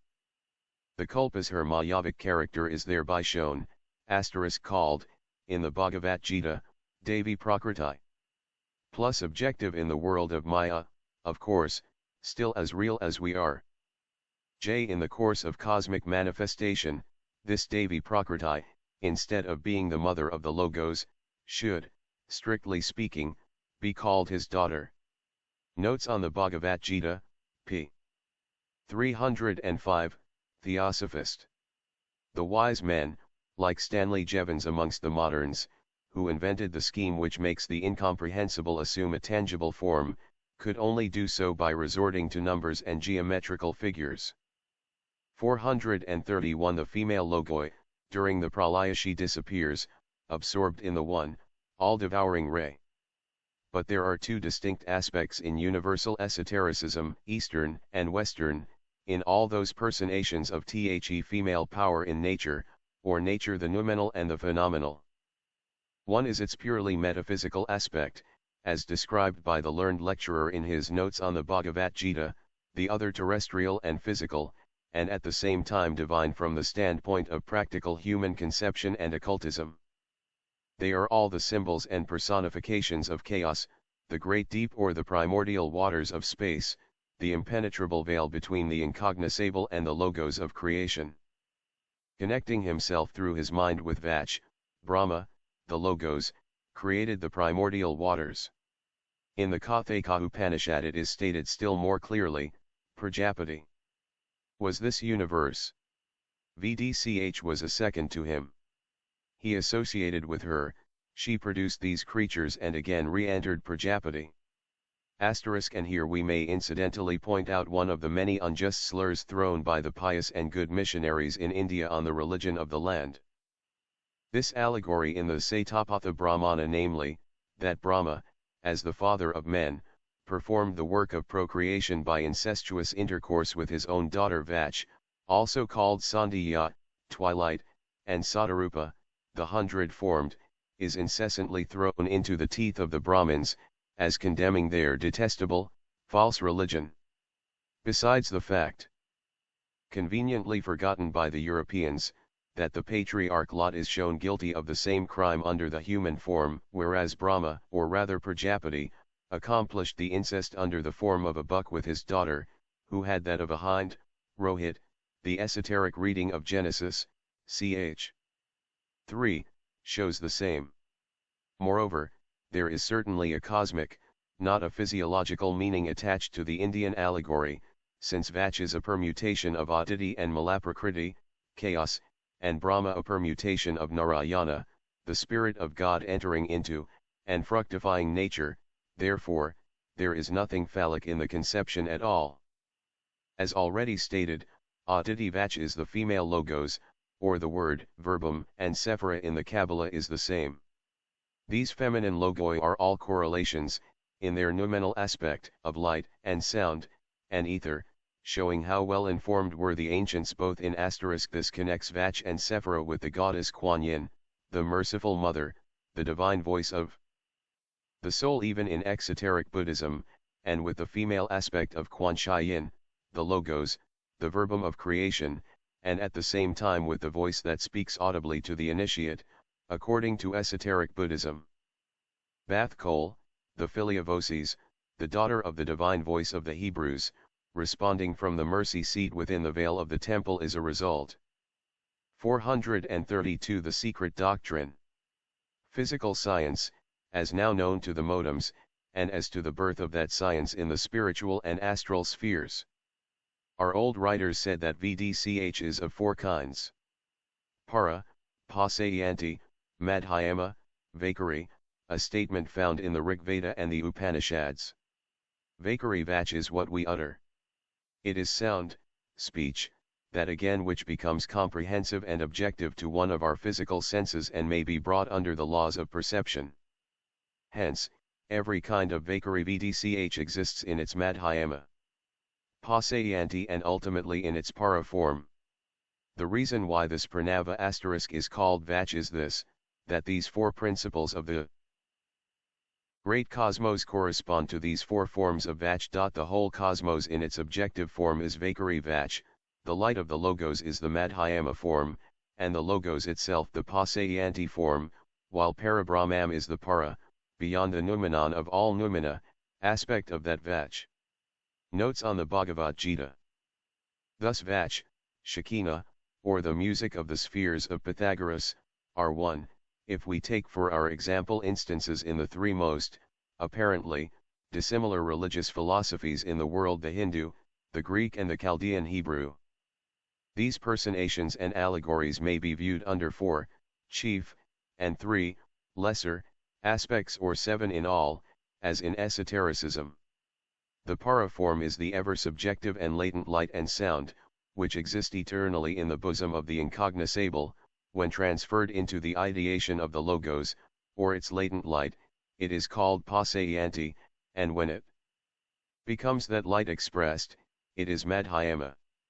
Now the Kabbalah gives the definition thus: there are three kinds of light, and that, fourth, which interpenetrates the others, 1.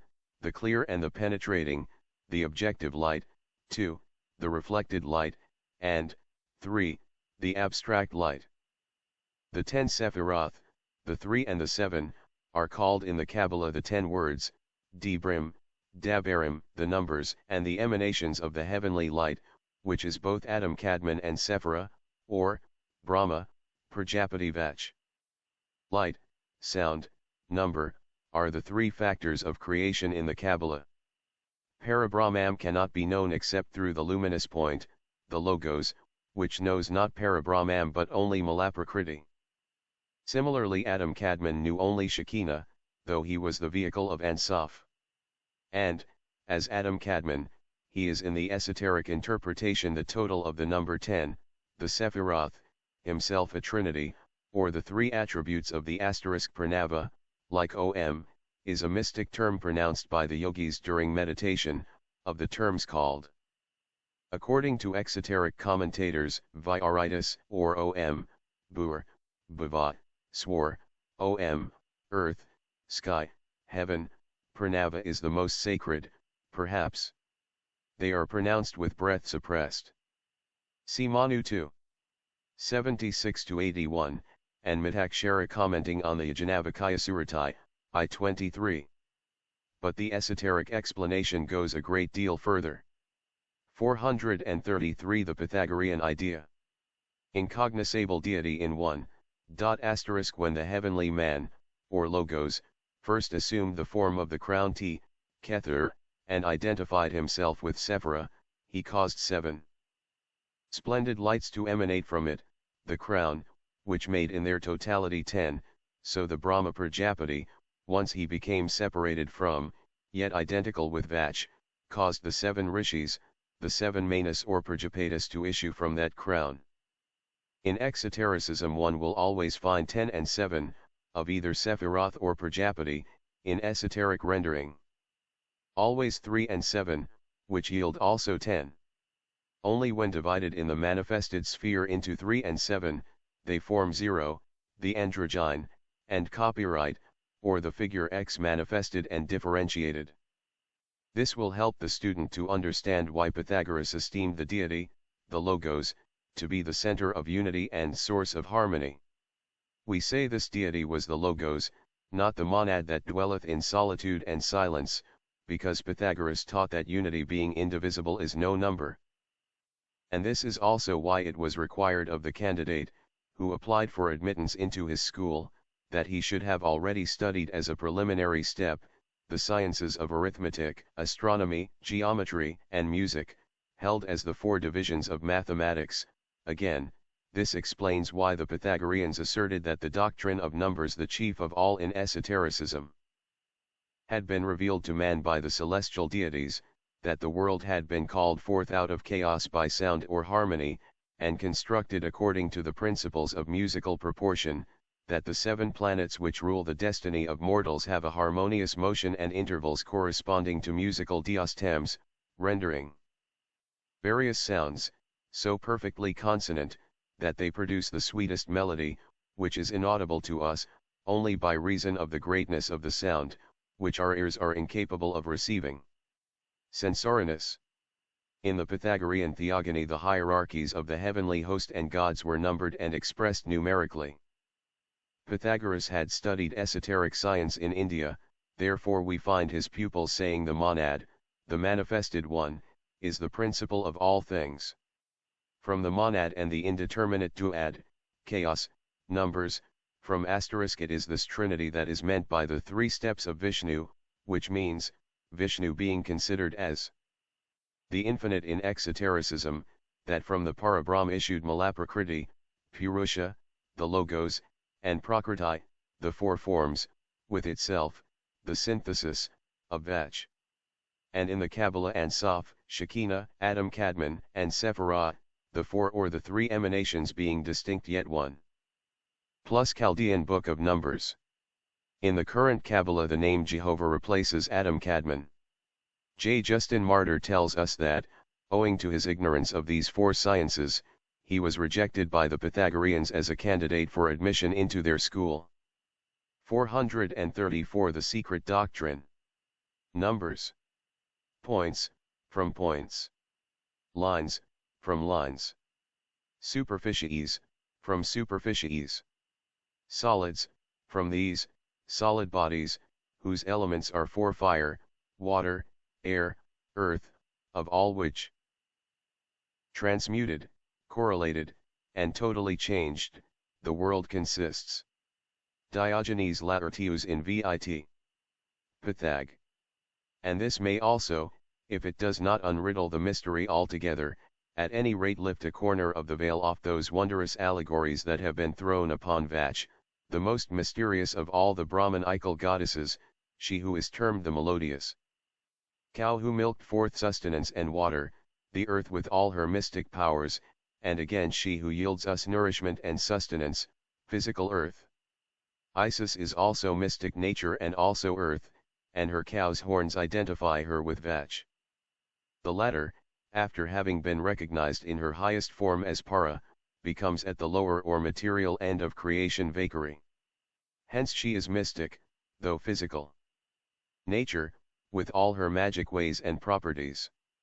Again, as goddess of speech and of sound, and a permutation of oddity she is chaos, in one sense. At any rate, she is the mother of the gods, and it is from Brahma, Iswara, or the Logos, and Vach, as from Adam Kadmon and Sephirah, that the real manifested theogony has to start. Beyond, all is darkness and abstract speculation. With the Dhyan Kohans, or the gods, the seers, the prophets, and the adepts in general are on firm ground. Whether as oddity, or the divine Sophia of the Greek Gnostics, she is the mother of the 7 sons, the angels of the face, of the deep, or the great green one of the Book of the Dead. Says the Book of Jinn, knowledge through meditation, the great mother lay with JX, and the backslash and the second I and the in her bosom, ready to bring them forth, the valiant sons of the O whose 2 elders are the and the, point, dot. Or 4,320,000, the cycle, at the beginning of every cycle of 4,320,000, the 7, or, as some nations had it, 8, great gods, descended to establish the new order of things and give the impetus to the new cycle. That 8th god was the unifying circle or logos, separated and made distinct from its host, in exoteric dogma, just as the 3 divine hypostases of the ancient Greeks are now considered in the churches as 3 distinct personae.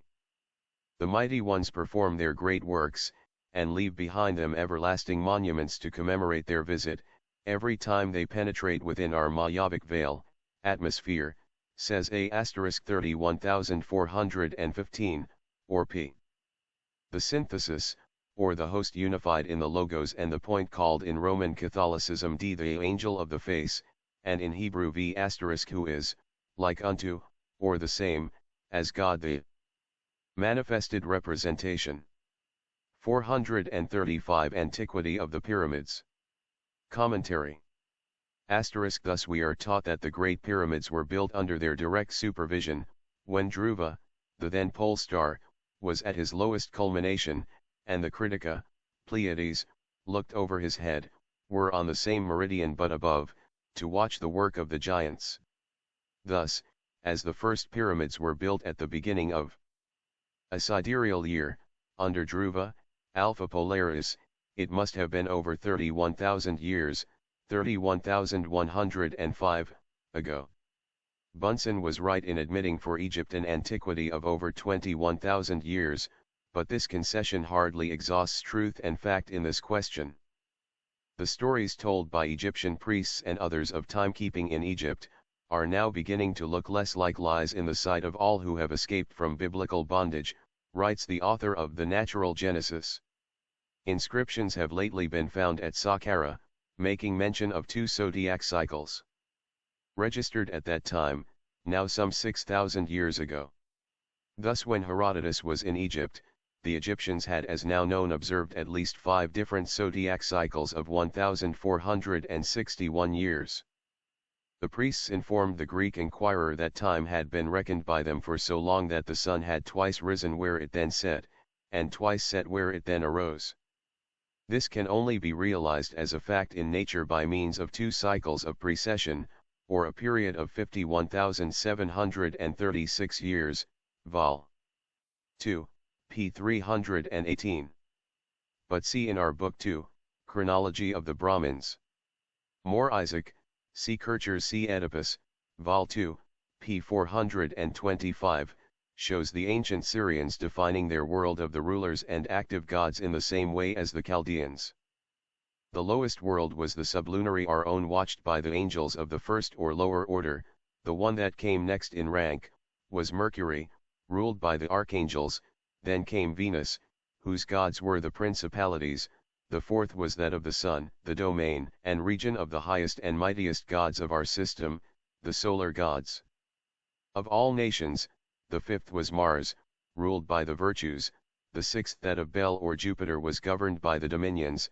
The seventh the world of Saturn by the thrones. These are the worlds of form. Above come the 4 higher ones, making 7 again, since the 3 highest are unmentionable and unpronounceable. The eighth, composed of 1,122 stars, is the domain of the cherubs. The ninth, belonging to the walking and numberless stars on account of their distance, has the seraphs.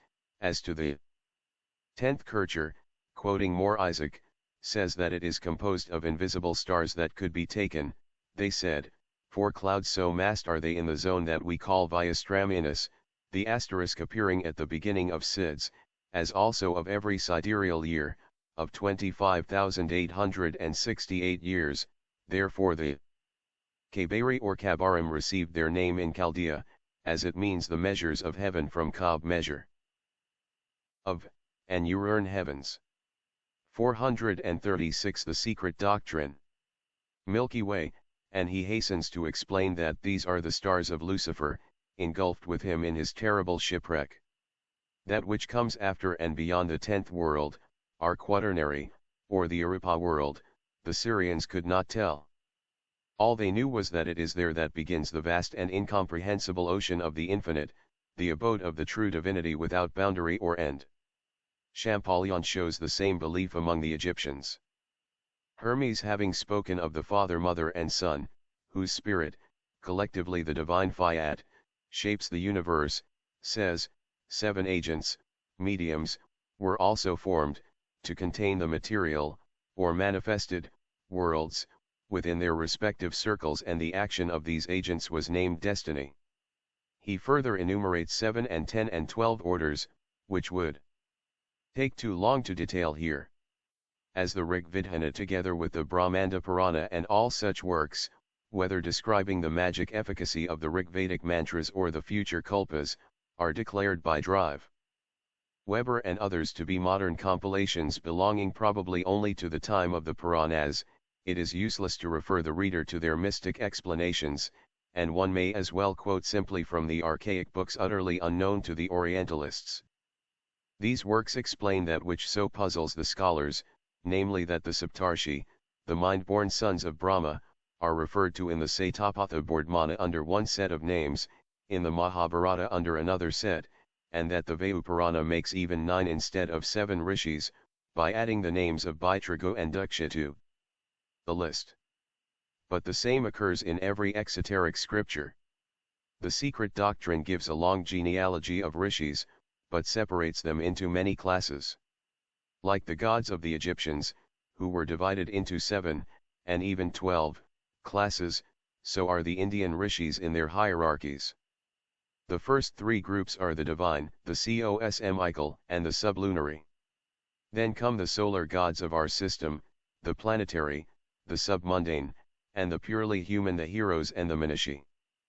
At present, however, we are only concerned with the pre-cosmic, divine gods, the Prajapati or the 7 builders.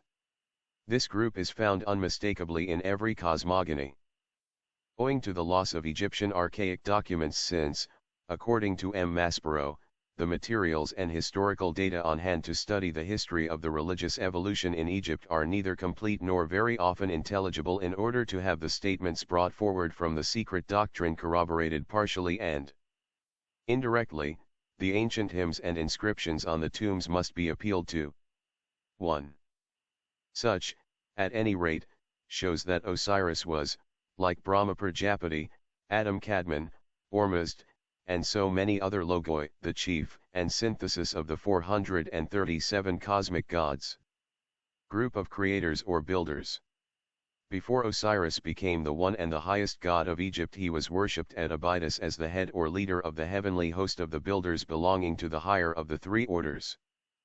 The hymn engraved on the votive stela of a tomb from Abydos, 3rd register, addresses Osiris thus: "Salutations to thee, Osiris, elder son of Sib, thou the greatest over the 6 gods, issued from the goddess Noah, primordial water, thou the great favorite of thy father Ra, father of fathers.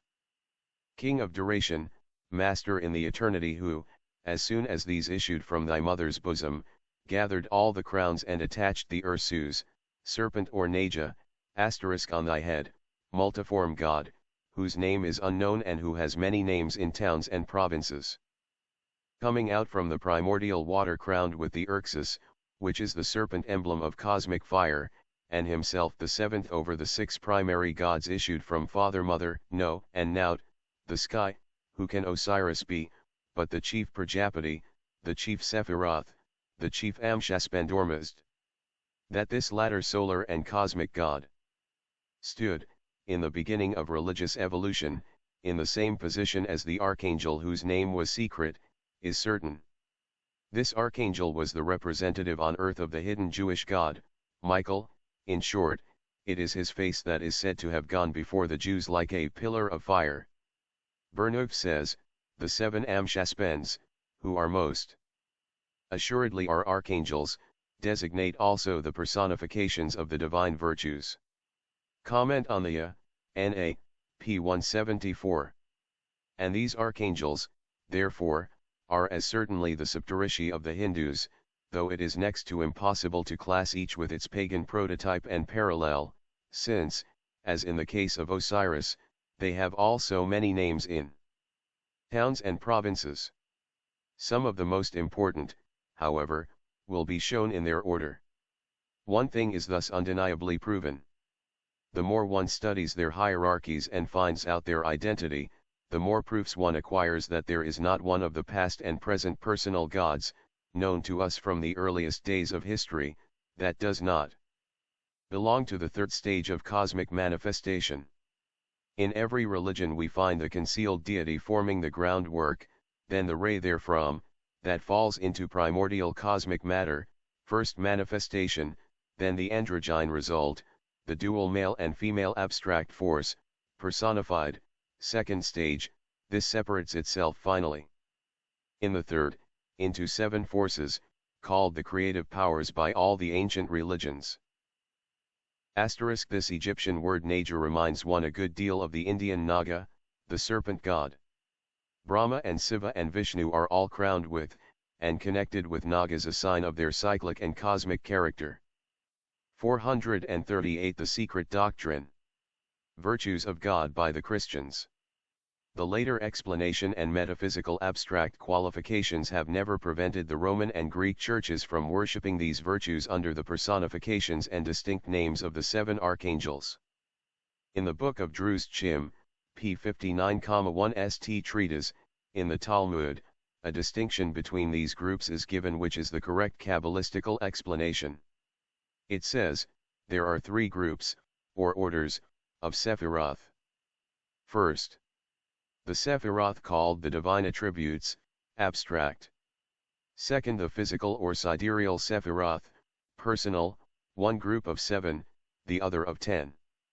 Third, the metaphysical Sephiroth, or periphrasis of Jehovah, who are the first three Sephiroth, Kether, Chakma, and Bina, the rest of the 7 being the personal, 7 spirits of the presence, also of the planets. The same division has to be applied to the primary, secondary, and tertiary evolution of gods in every theogony, if one wishes to translate the meaning esoterically.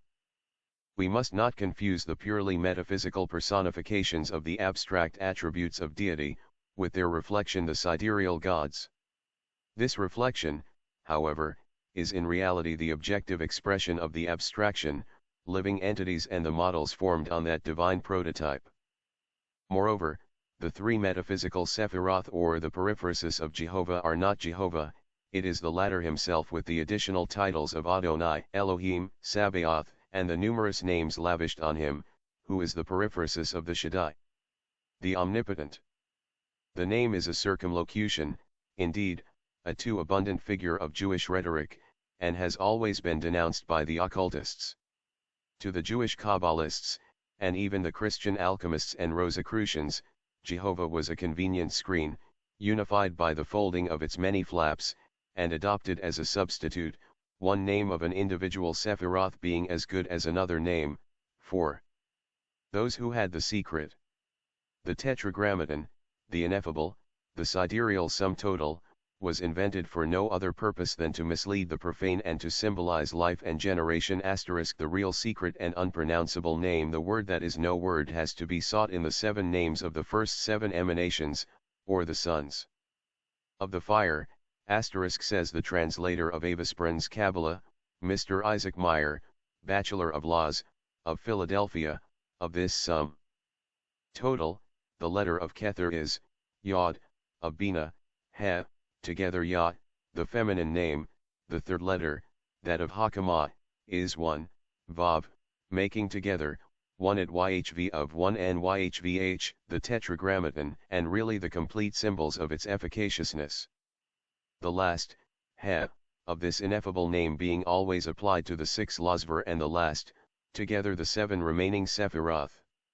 Thus the Tetragrammaton is holy only in its abstract synthesis. As a quaternary containing the lower 7 Sephiroth, it is phallic. 439 Incredible, but true. In the secret scriptures of all the great nations, and even in the Zohar, the Kabbalistic lore of that smallest of all, the Jewish.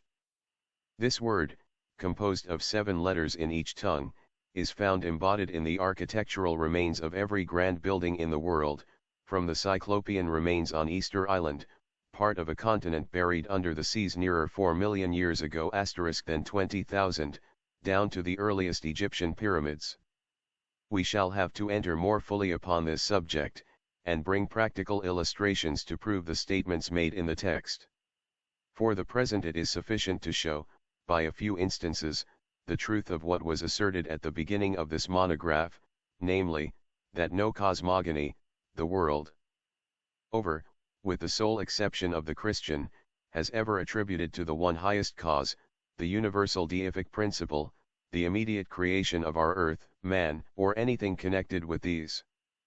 This statement holds as good for the Hebrew or Chaldean Kabbalah as it does for Genesis, had the latter been ever thoroughly understood, and what is still more important correctly translated, everywhere there is either a logos a light shining asterisk, the statement will, of course, be found preposterous and absurd, and simply laughed at. But if one believes in the final submersion of Atlantis 850,000 years ago, as taught in esoteric Buddhism, the gradual first sinking having begun during the Eocene age, one has to accept the statement for the so-called Lemuria, the continent of the third root race, first nearly destroyed by combustion, and then submerged. This is what the commentary says: the first earth having been purified by the 49 fires, her people, born of fire and water, could not die, etc. The second earth, with its race, disappeared as vapor vanishes in the air. The third earth had everything consumed on it after the separation, and went down into the lower deep, the ocean. This was twice 82 cyclic years ago. Now a cyclic year is what we call a sidereal year, and is founded on the precession of the equinoxes, or 25,868 years each, and this is equal, therefore, in all to 4,242,352 years. More details will be found in the text of Book 2. Meanwhile, this doctrine is embodied in the Kings of Edom. The same reserve is found in the Talmud and in every national system of religion, whether monotheistic or exoterically polytheistical. From the superb religious poem by the Kabbalist Rabbi Solomon ben Gabriel in the Kether Malchuth, we select a few definitions given in the prayers of Kippur.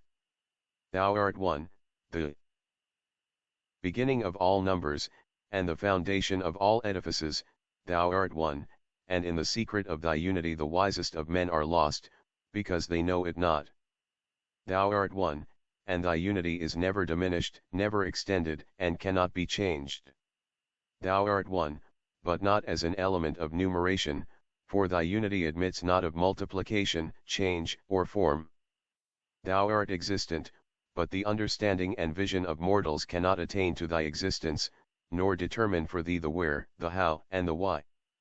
Thou art existent, but in thyself alone, there being none other that can exist with thee. Thou art existent, before all time and without place. Thou art existent, and thy existence is so profound and secret that none can penetrate and discover thy secrecy. Thou art living, but within no time that can be fixed or known. Thou art living, but not by a spirit or a soul, for thou art thyself, the soul of all souls, etc., etc. There is a distance between this Kabbalistical deity and the biblical Jehovah, the spiteful and revengeful God of Abram, Isaac, and Jacob, who tempted the former and wrestled with the last. No Vedantin but would repudiate such a Parabrahm. 440. The secret doctrine. In darkness, truly, or the architect of the worlds is esoterically a plural number. The Latin Church, paradoxical as ever, while applying the epithet of creator to Jehovah alone, adopts a whole kyrielle of names for the working forces of the latter, those names betraying the secret.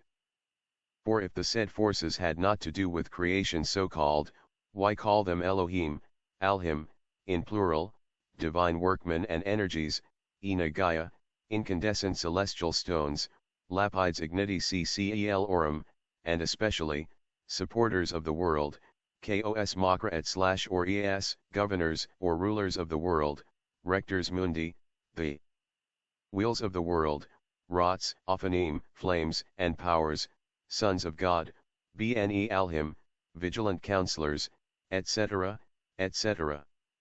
It was often premised, and as unjustly as usual, that China, nearly as old a country as India, had no cosmogony. It was unknown to Confucius, and the Buddhists extended their cosmogony without introducing a personal god, it is complained. The I Ching, the very essence of ancient thought and the combined work of the most venerated sages, fails to show a distinct cosmogony. Nevertheless, there is one, and a very distinct one. Only as Confucius did not admit of a future life and the Chinese Buddhists reject the idea of one creator, accepting one cause and its numberless effects, they are misunderstood by the believers in a personal God. The great extreme as the commencement of changes, transmigrations, is the shortest and perhaps the most suggestive of all cosmogonies, for those who, like the Confucianists, love virtue for its own sake, and try to do good unselfishly without perpetually looking to reward and profit. The great extreme of Confucius produces two figures. These two produce in their turn the four images, these again the eight symbols. It is complained that though the Confucianists see in them heaven, earth, and man in miniature, we can see in them anything we like. No doubt, and so it is with regard to many symbols, especially in those of the latest religions. But they who know something of occult numerals, see in these figures the symbol, however rude, of a harmonious progressive evolution of cosmos and its beings, both the heavenly and the terrestrial. And anyone who has studied the numerical evolution in the primeval cosmogony of Pythagoras, a contemporary of Confucius, can never fail to find in his triad, tetractys and Reverend Joseph Edkins on Cosmogony, p. 320. And very wisely they have acted. If he rejected it, it was on the ground of what he calls the changes, in other words, rebirths of man, and constant transformations. He denied immortality to the personality of man as we do not to man. 441. The same idea in Confucianism. Decade emerging from the one and solitary monad, the same idea. Confucius is laughed at by his Christian biographer for talking of divination before and after this passage, and is represented as saying, the eight symbols determine good and ill fortune, and these lead to great deeds. There are no imitable images greater than heaven and earth. There are no changes greater than the four seasons, meaning north, south, east, and west, etc. There are no suspended images brighter than the sun and moon. In preparing things for use, there is none greater than the sage. In determining good and ill luck there is nothing greater than the divining straws and the tortoise. Therefore, the divining straws and the tortoise, the symbolic sets of lines, and the great sage who looks at them as they become one and two become four, and four become eight, and the other sets 3 and 6, are laughed to scorn, only because his wise symbols are misunderstood. So the author and his colleagues will scoff no doubt at the stanzas given in our text, for they represent precisely the same idea. The old archaic map of cosmogony is full of lines in the Confucian style, of concentric circles and dots. Yet all these represent the most abstract and philosophical conceptions of the cosmogony of our universe. At all events it may answer, perhaps, better to the requirements and the scientific purposes of our age, than the cosmogonical essays of Saint Augustine and the Venerable Bede, though these were published over a millennium later than the Confucian. Confucius, one of the greatest sages of the ancient world, believed in ancient magic, and practiced it himself if we take for granted the statements of Qin Yu. And he praised it to the skies in Yiqin, we are told by his reverend critic.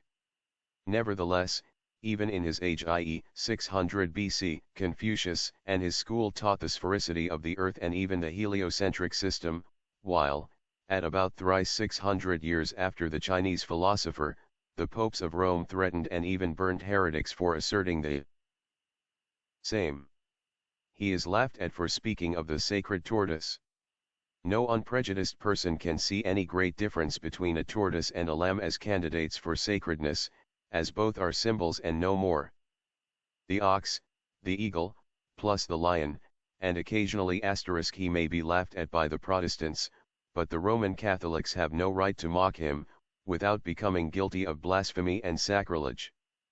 For it is over 200 years since Confucius was canonized as a saint in China by the Roman Catholics, who have thereby obtained many converts among the ignorant Confucianists.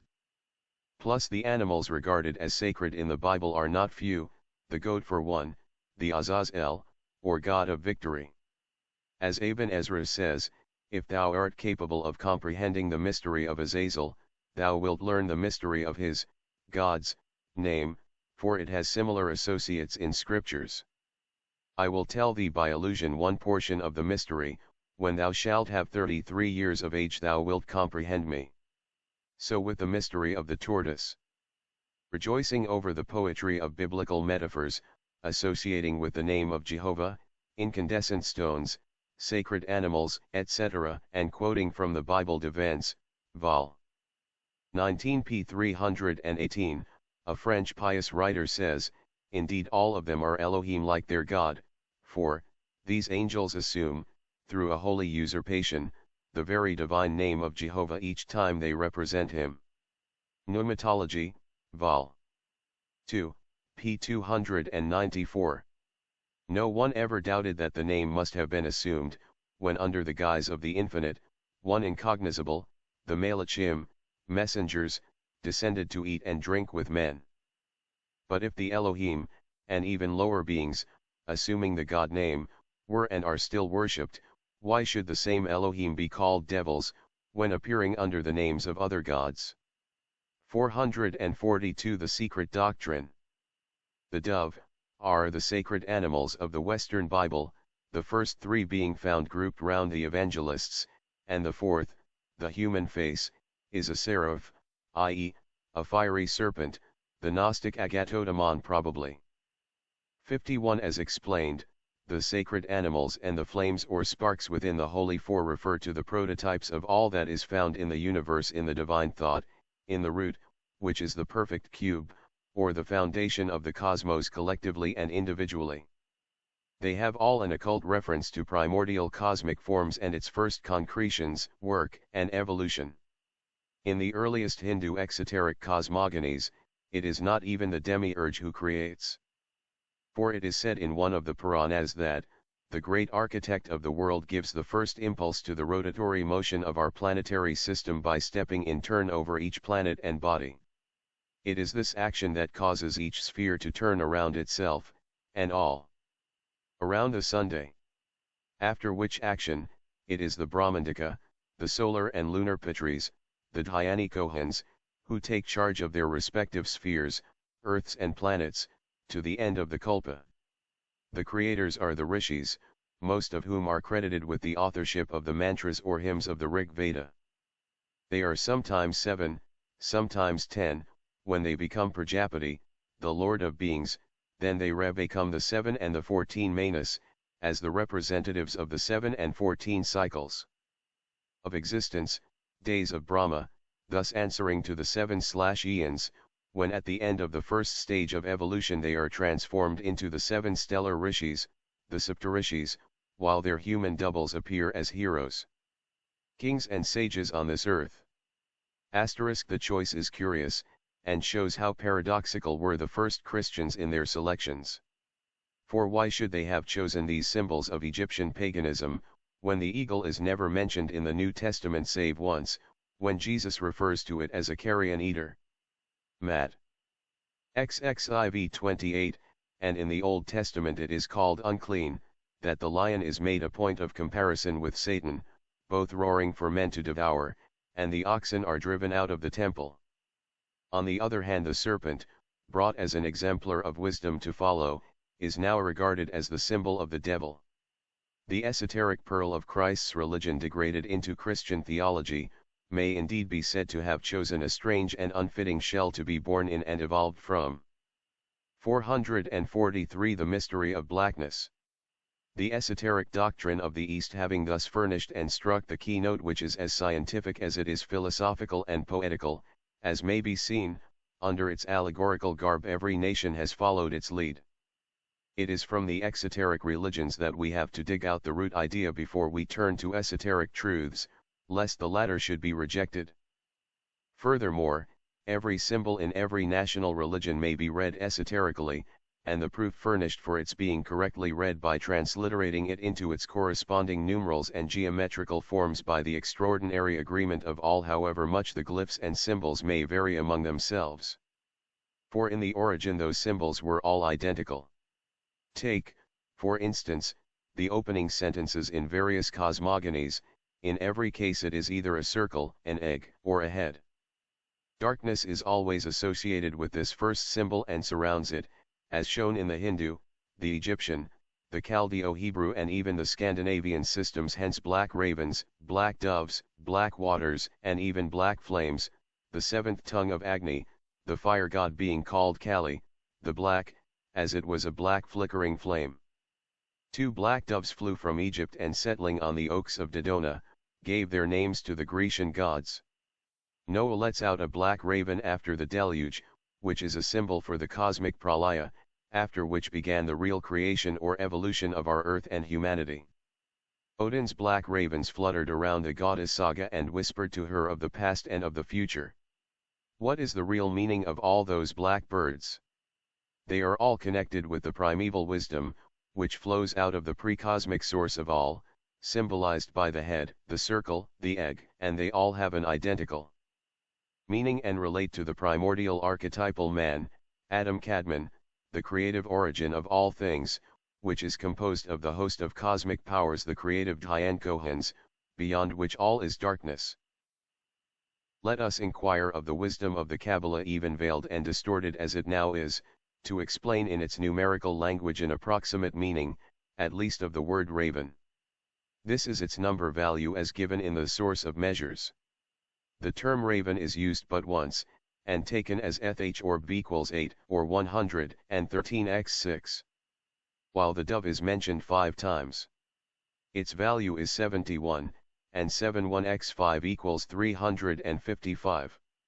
6 diameters, or the raven, crossing, would divide the circumference of a circle of 355 into 12 parts or compartments, and 355 subdivided for each unit by 6, would equal 213 to 0, or the head, beginning, in the first verse of Genesis.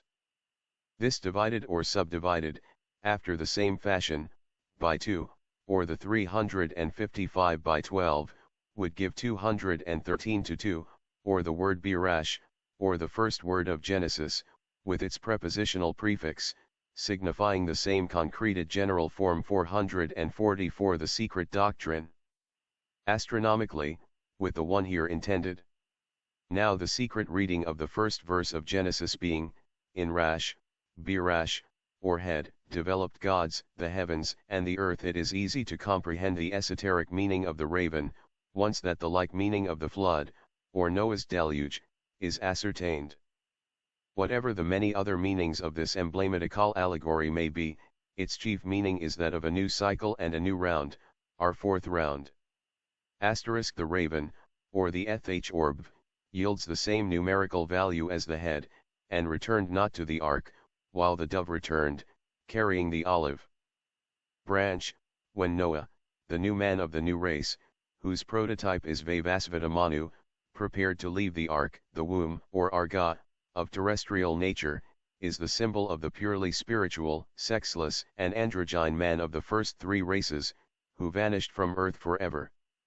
Numerically Jehovah, Adam, Noah, are one in the Kabbalah, at best, then, it is deity descending onto Ararat, later on Sinai, to incarnate in man his image, through the natural process, henceforth, the mother's womb, whose symbols are the ark, the mount, Sinai, etc., in Genesis. The Jewish allegory is at once astronomical, and purely physiological rather than anthropomorphic. And here lies the abyss between the two systems, Aryan and Semitic, though built on the same foundation. As shown by an expounder of the Kabbalah, the basic idea underlying the philosophy of the Hebrews was that God contained all things within himself and that man was his image, man, including woman, as androgynes, and that geometry and numbers, and measures applicable to astronomy, are contained in the terms man and woman, and the apparent incongruity of such a mode was eliminated by showing the connection of man and woman with a particular system of numbers and measures and geometry, by the Parturian time periods, which furnished the connecting link between the terms and the facts shown, and perfected the mode used. It is argued that, the primal cause being absolutely incognizable, the symbol of its first comprehensible manifestation was the conception of a circle with its diameter line, so as at once to carry the idea of geometry, phallicism, and astronomy, and this was finally applied to the signification of simply human generative organs. Hence the whole cycle of events. Bryant is right in saying Druid Bardizan says of Noah that when he came out of the ark, the birth of a new cycle, after a stay therein of a year and a day, that 364 plus 1 equals 365 days, he was congratulated by Neptune upon his birth from the waters of the flood, who wished him a happy new year. The year, or cycle, esoterically, was the new race of men born from woman after the separation of the sexes, which is the secondary meaning of the allegory, its primary meaning being the beginning of the fourth round, or the new creation. Plus unpublished manuscripts, but see source of measures. 445 God is our higher self. From Adam and the patriarchs down to Noah is made to apply to phallic and astronomical uses, the one regulating the other, as the lunar periods, for instance.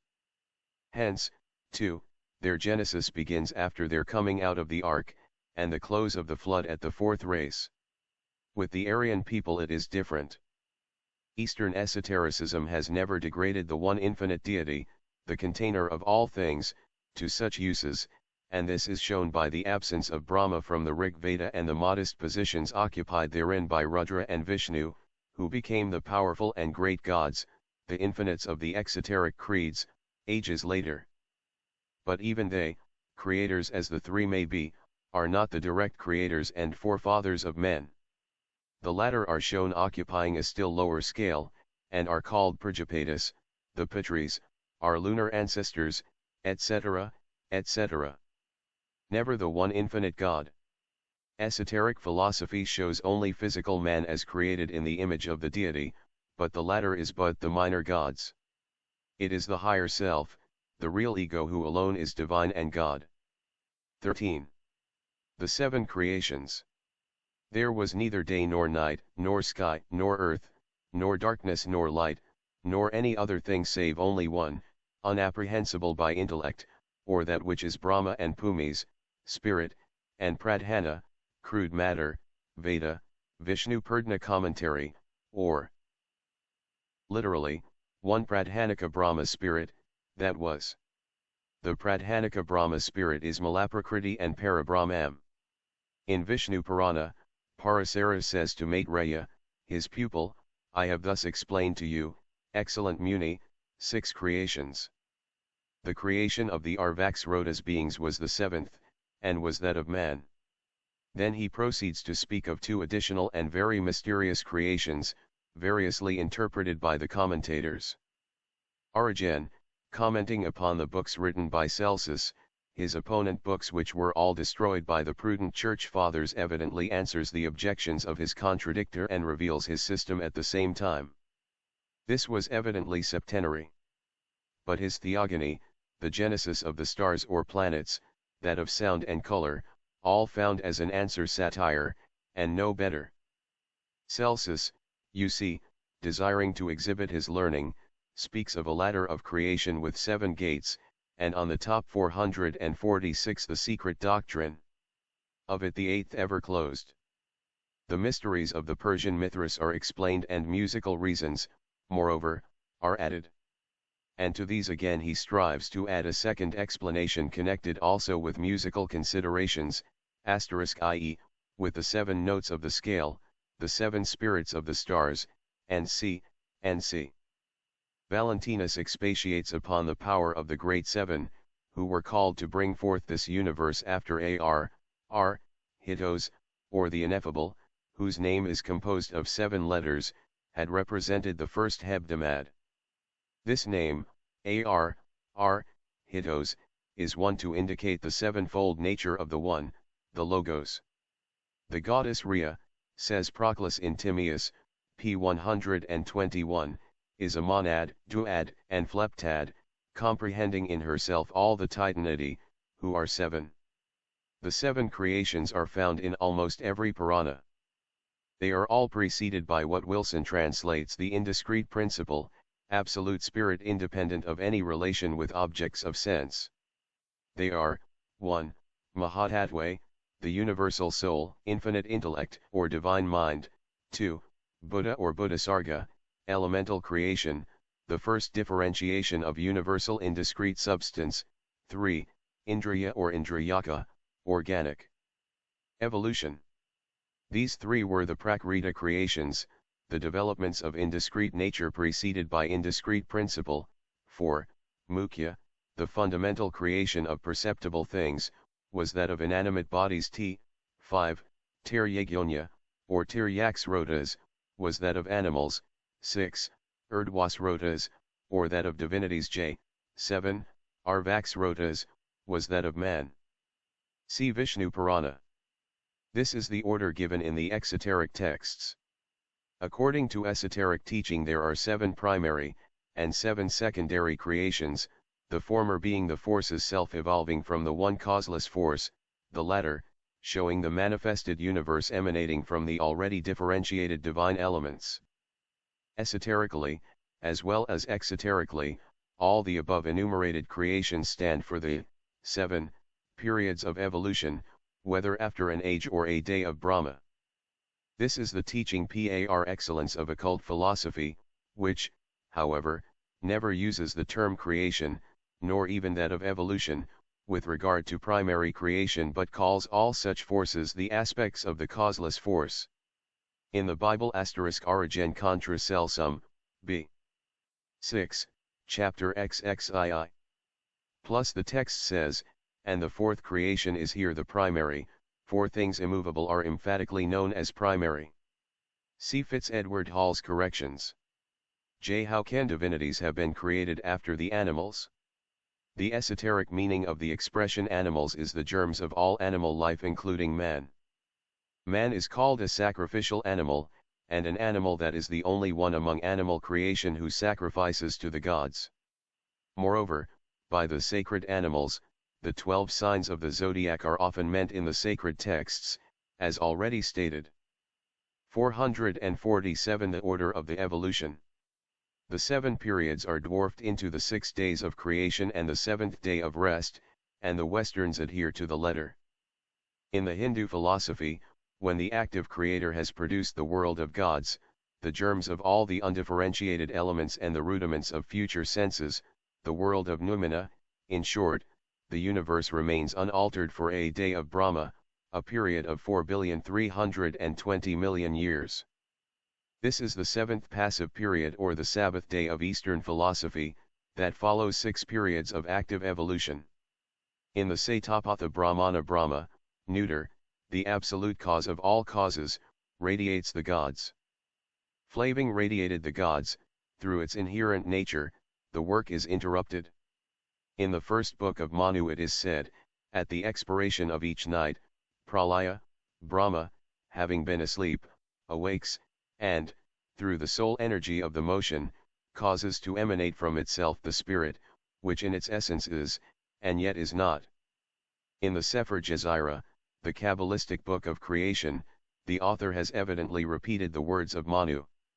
In it the divine substance is represented as having alone existed from the eternity, boundless and absolute, and as having emitted from itself the Spirit. One is the Spirit of the living God, blessed be his name, who liveth forever. Voice, Spirit, and Word, this is the Holy Spirit. Sefer Jezira, Chap. 1, Mishnah 9. And this is the Kabbalistic abstract Trinity, so unceremoniously anthropomorphized by the Fathers. From this triple one emanated the whole cosmos. First from one emanated number 2, or air, the creative element, and then number 3, water, proceeded from the air, ether or fire complete the mystic 4, the Arba'il. Ibid, in the Eastern doctrine fire is the first element ether, synthesizing the whole, since it contains all of them. In the Vishnu Purana, the whole 7 periods are given, and the progressive evolution of spirit-soul, and of the 7 forms of matter, or principles, are shown. It is impossible to enumerate them in this work. The reader is asked to peruse one of the Puranas. Ar Yehuda began, it is written, Elohim said, let there be a firmament, in the midst of waters. At the time that the Holy created the world, they, created 7 heavens above.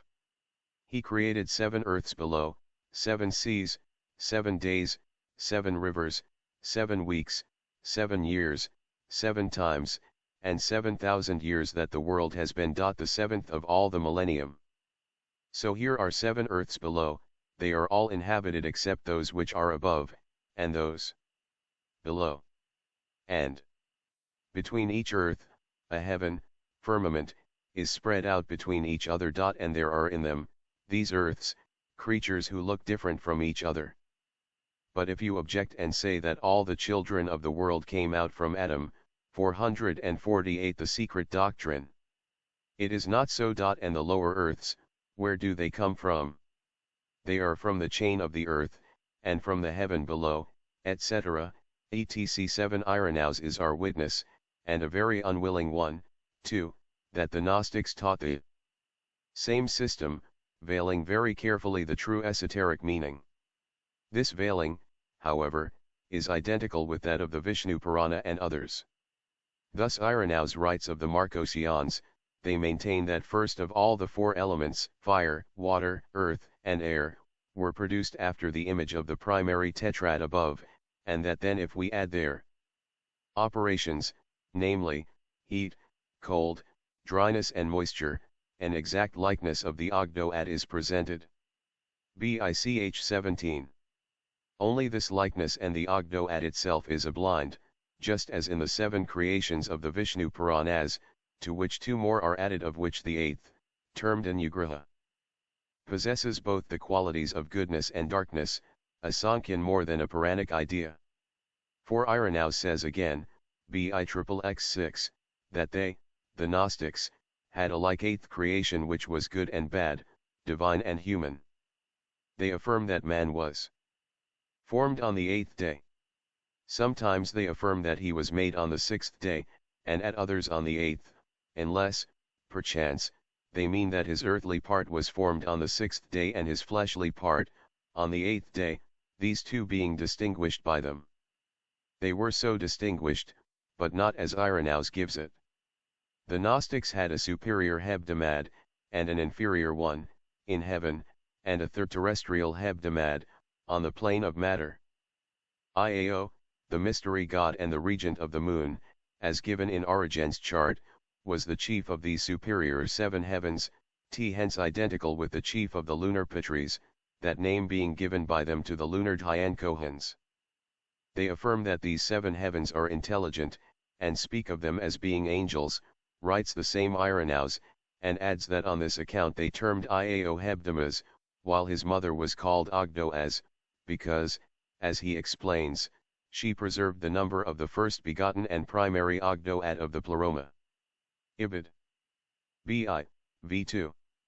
This first begotten Ogdoad was, a, in theogony the second Logos, the manifested, because he was born of the 7-fold first Logos, hence he is the 8th on this manifested plane, and, b, in astrologry, it was the Sun, Martanda the 8th son of Aditi, whom she rejects while preserving her 7 sons, the planets. For the ancients have never regarded the Sun as a planet, but as a central and fixed star. This, then, is the second hebdomad bomb of the 7 raid 1, Agni, the Sun * Kabbalah, p. 415-16, by T. Meyer, Philadelphia. Plus superior to the spirits or heavens of the earth only. 449 the 6 stellar gods. And what not, only not the 7 planets, which are Surya's brothers, not his sons. These astral gods, whose chief with the Gnostics was Ildabaoth *, from Ilda child, and Baoth the egg, the son of Sophia Akamoth, the daughter of Sophia, wisdom, whose region is the Pleroma, were his, Ildabaoth's, sons. He produces from himself these 6 stellar spirits, Jove, Jehovah, Sabaoth, Adonai, Eloi, Azraeus, Astaphios, and it is they who are the second, or inferior hebdomad. As to the third, it is composed of the 7 primeval men, the shadows of the lunar gods, projected by the first hebdomad. In this the Gnostics did not, as seen, differ much from the esoteric doctrine except that they veiled it. As to the charge made by Irenaeus, who was evidently ignorant of the true tenets of the heretics, with regard to man being created on the 6th day, and man being created on the 8th, this relates to the mysteries of the inner man. It will become comprehensible to the reader only after he has read Book 2, and understood well the anthropogenesis of the esoteric doctrine. Ildabaoth is a copy of Manu. The latter boasts, "O, best of twice-born men." Know that I, Manu, am he, the creator of all this world, whom that male viraj spontaneously produced. I, 33. He first creates the 10 lords of being, the Prajapatis, who, as verse 36 says, produce 7 other manas. The ordinances of Manu. Ildabaoth does likewise. I am Father and God, and there is no one above me, he exclaims.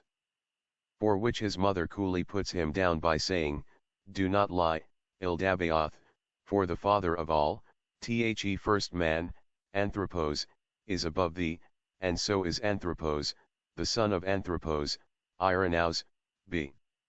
I, ch 6.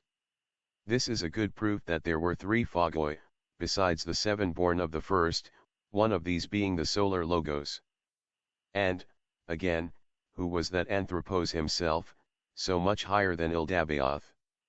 The Gnostic records alone can solve this riddle. In Pistis Sophia the 4-voweled name Iov is in each case accompanied by the epithet of the primal, or first man. This shows again that the Gnosis was but an echo of our archaic doctrine.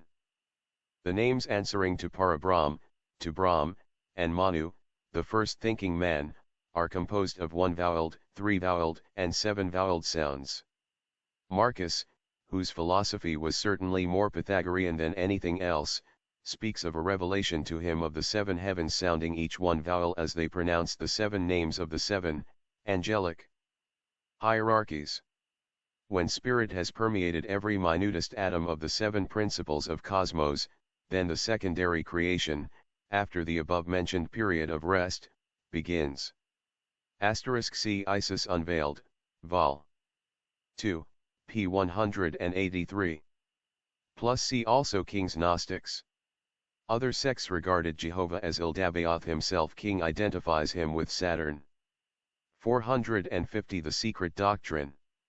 The creators, Elohim, outline in the second hour the shape of man, says Rabbi Simeon, the Nuktamiran of the Hebrews. There are 12 hours in the day, says the Mishnah, and it is during these that creation is accomplished.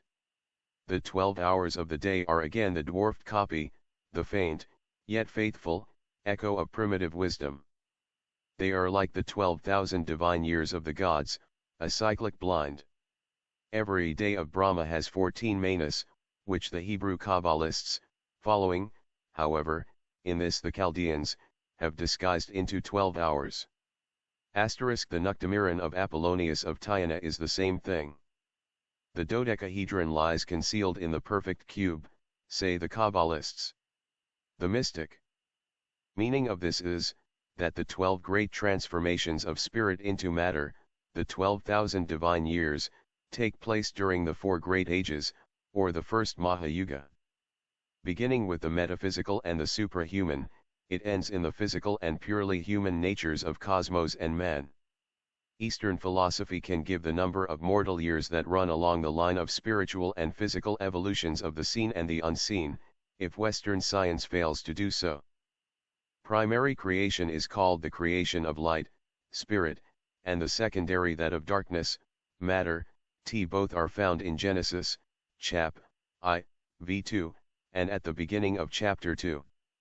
The first is the emanation of self-born gods, Elohim, the second of physical nature. This is why it is said in the Zohar, O companions, companions, man as emanation was both man and woman, as well on the side of the father as on the side of the mother. And this is the sense of the words, and Elohim spoke, let there be light, and it was light. And this is the twofold man light.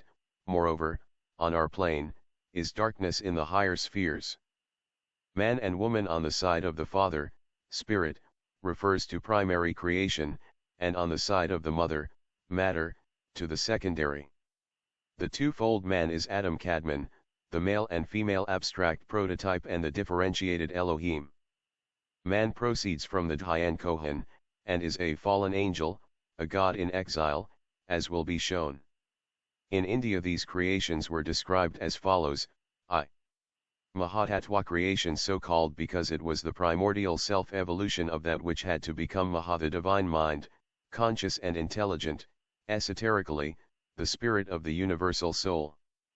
Worthiest of ascetics, through its potency, the potency of that cause, every produced cause comes by its proper nature. Vishnu Purana. Seeing that the potencies of all beings are under asterisk elsewhere, however, the identity is revealed. See Supra, the quotation from Ibn Gabriel and his 7 heavens, 7 earths, etc. And this must not be confused with precosmic darkness, the divine all.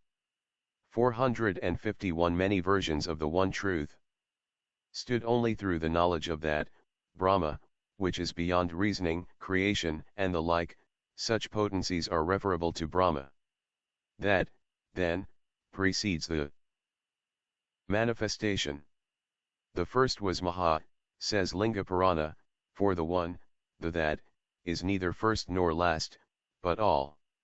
Exoterically, however, this manifestation is the work of the Supreme One, a natural effect, rather, of an eternal cause, or, as the commentator says, it might have been understood to mean that Brahma was then created, being identified with Maha, active intelligence, or the operating will of the Supreme. Esoteric philosophy renders it the operating law.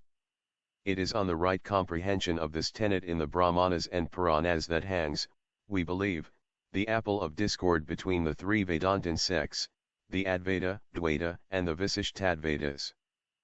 The first arguing rightly that Parabrahman, having no relation, as the absolute all, to the manifested world, the infinite having no connection with the finite, can neither will nor create, that, therefore, Brahma, Maha, Iswara, or whatever name the creative power may be known by, creative gods and all, are simply an elusive aspect of Parabrahman in the conception of the conceivers, while the other sects identify the impersonal cause with the creator, or Iswara.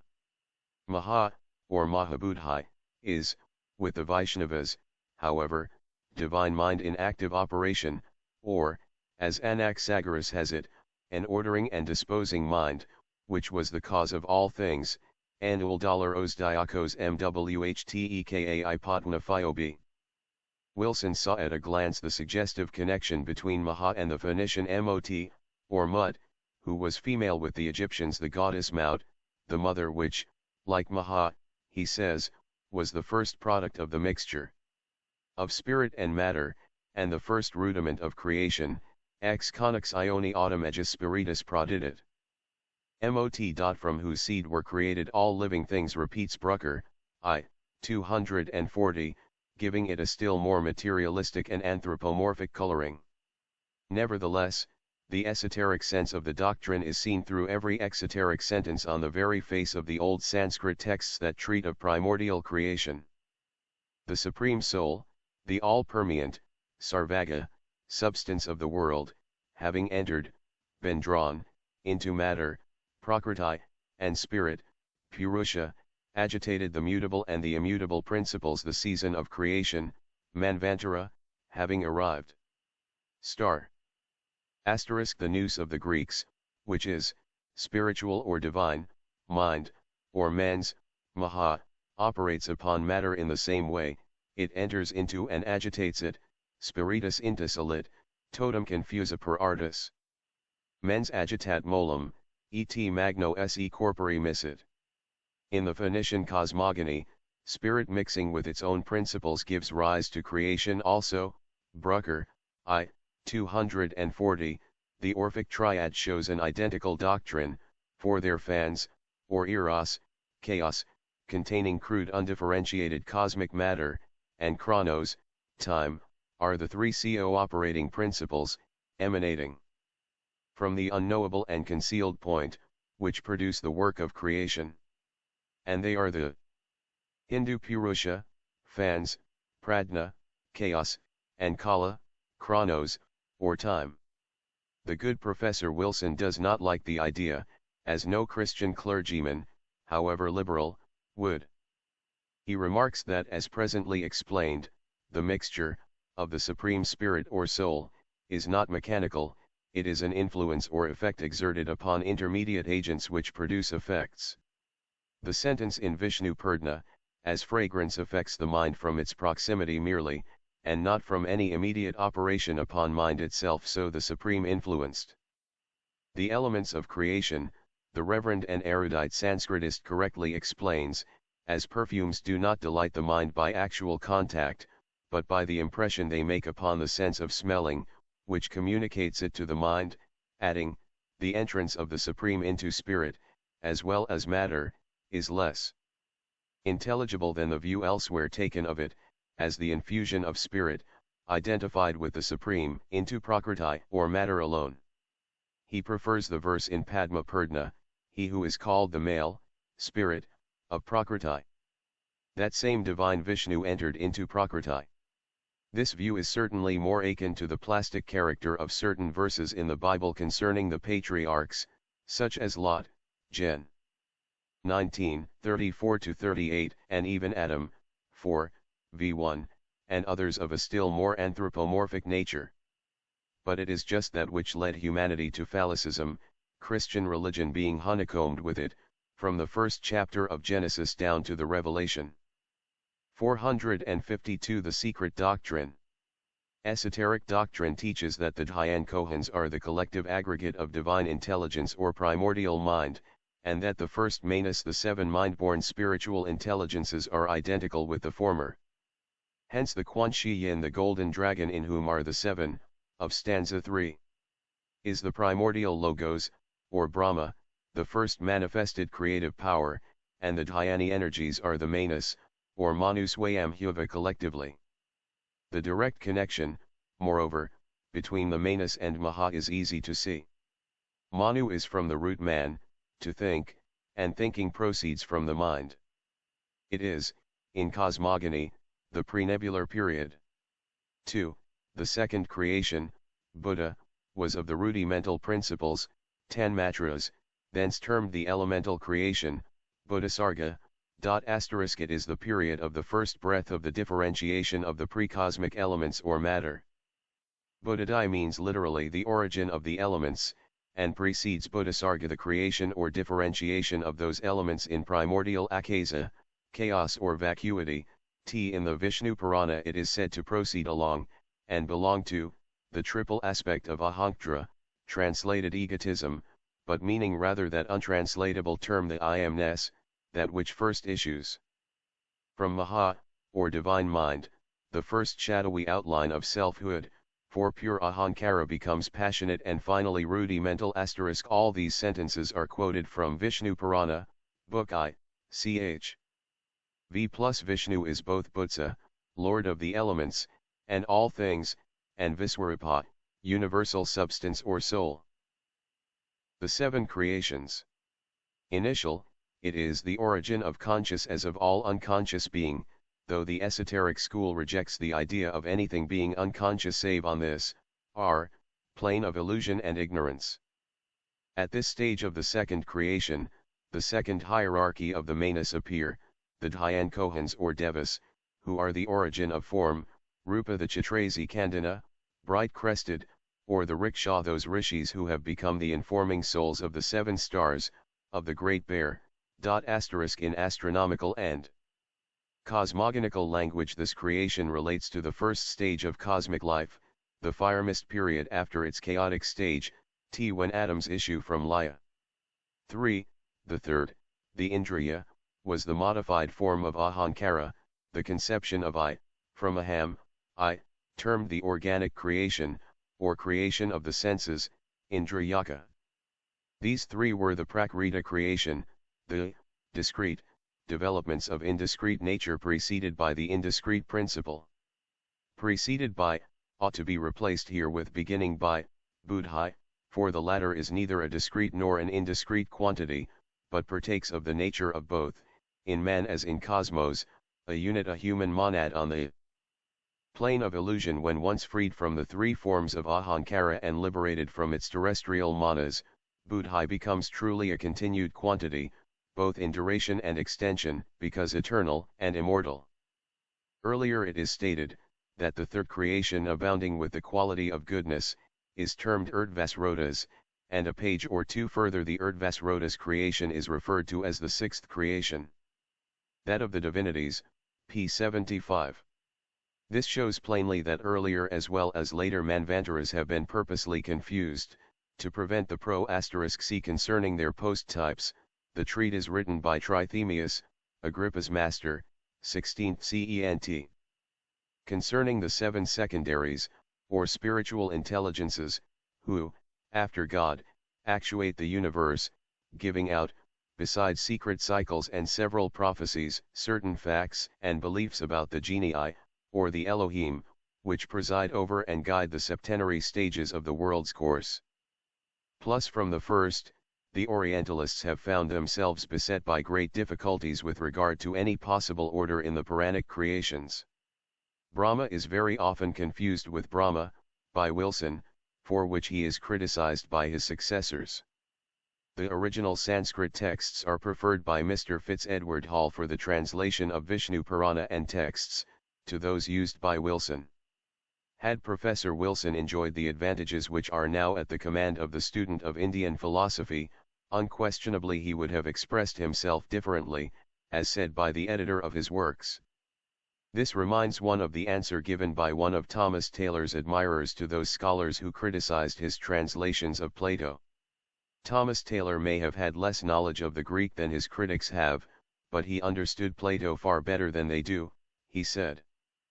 Our present Orientalists disfigure the mystic sense of the Sanskrit texts far more than Wilson ever did, though the latter is undeniably guilty of very gross errors.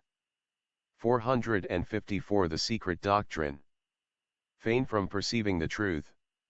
This is called incongruity and contradictions by the Orientalists.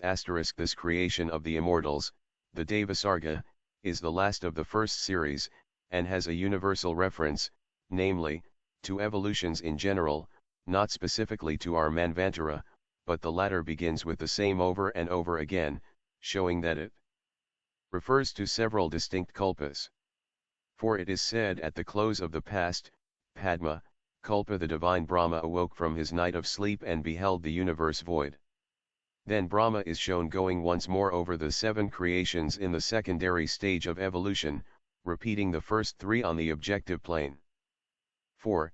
The Mukhya, the primary, as it begins the series of 4. Neither the word inanimate bodies nor yet immovable things, as translated by Wilson, gives a correct idea of the Sanskrit terms used. Esoteric philosophy is not the only one to reject the idea of any atom being inorganic, for it is found also in Orthodox Hinduism. Moreover, Wilson himself says, in his collected works, Vol.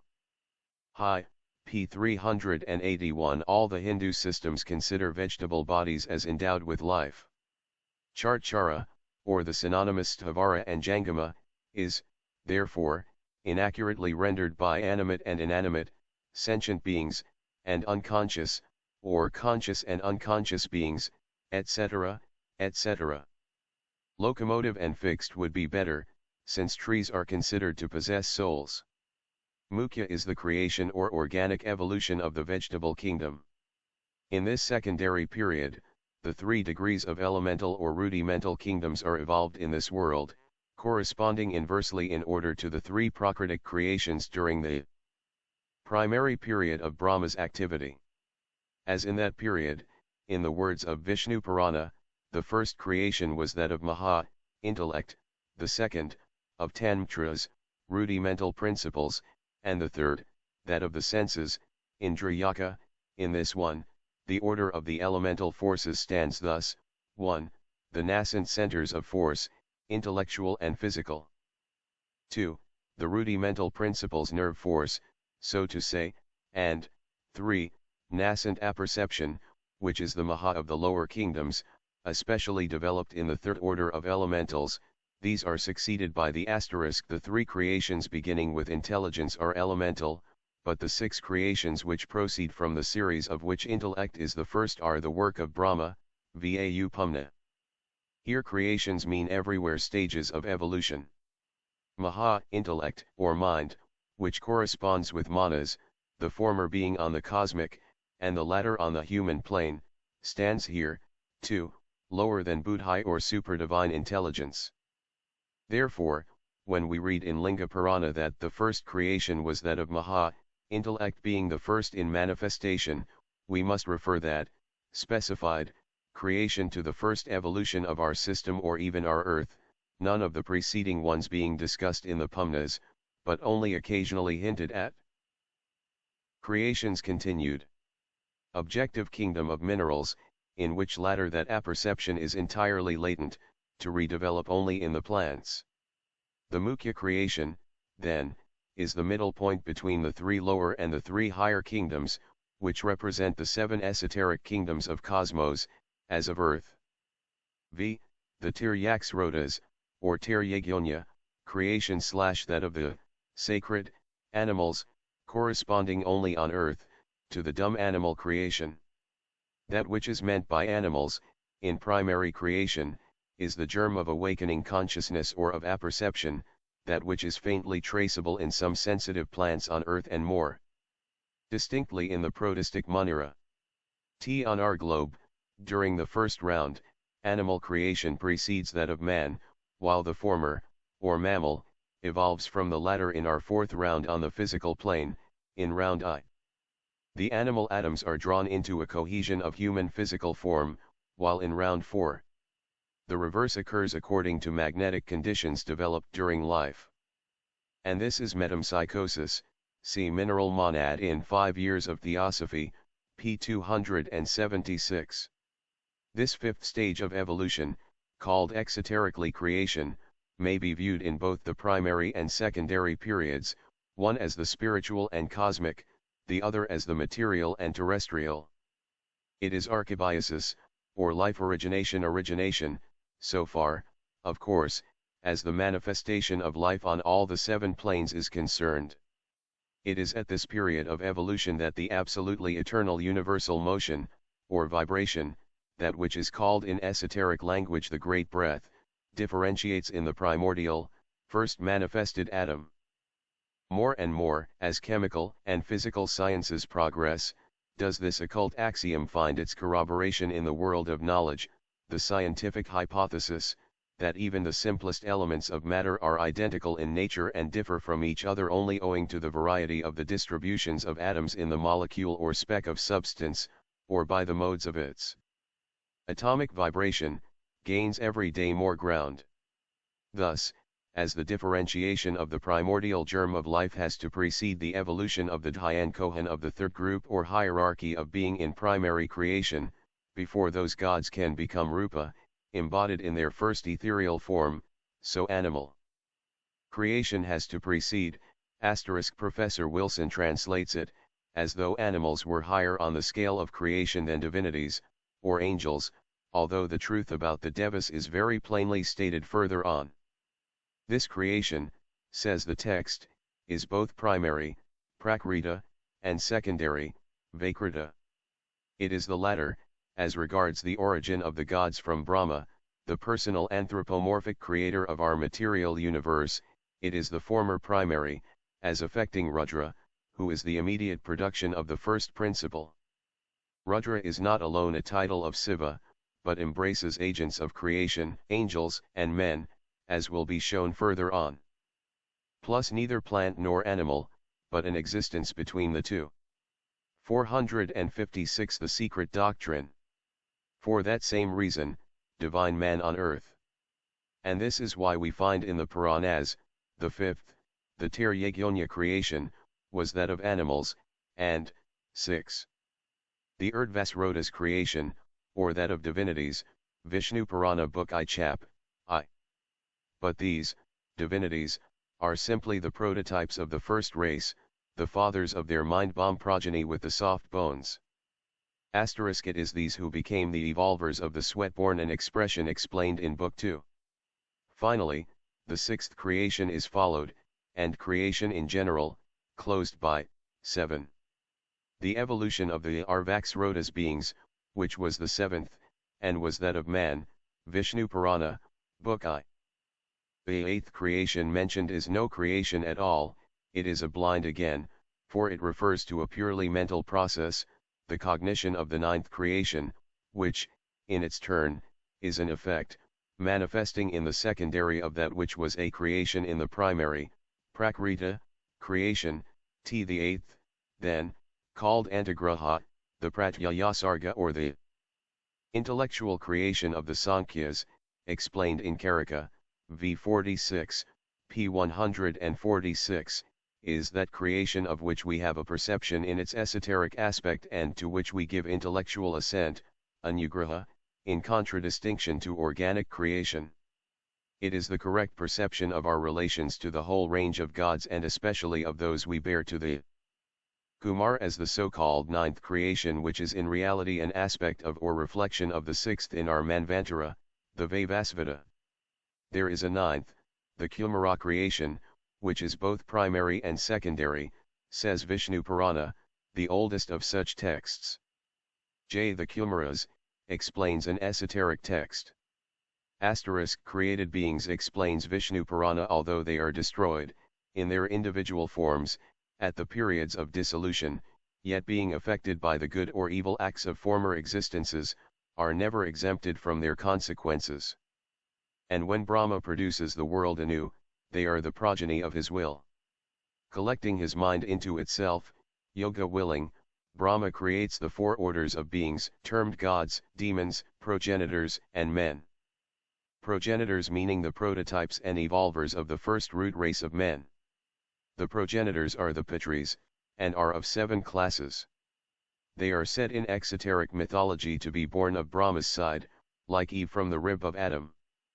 Plus these notions, remarks Dr. Wilson, the birth of Rudra and the saints, seem to have been borrowed from the Saivas, and to have been awkwardly engrafted upon the Vaishnava system.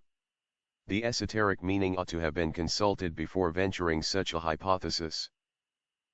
J. Parasara, the Vedic rishi, who received the Vishnu Purana from Pulastya and taught it to Maitreya, is placed by the Orientalists at various epochs.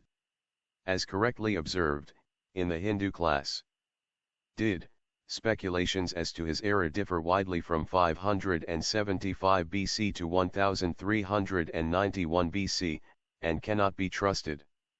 Quite so, but no less, however, than any other date as assigned by the Sanskritists, so famous in this department of arbitrary fancy.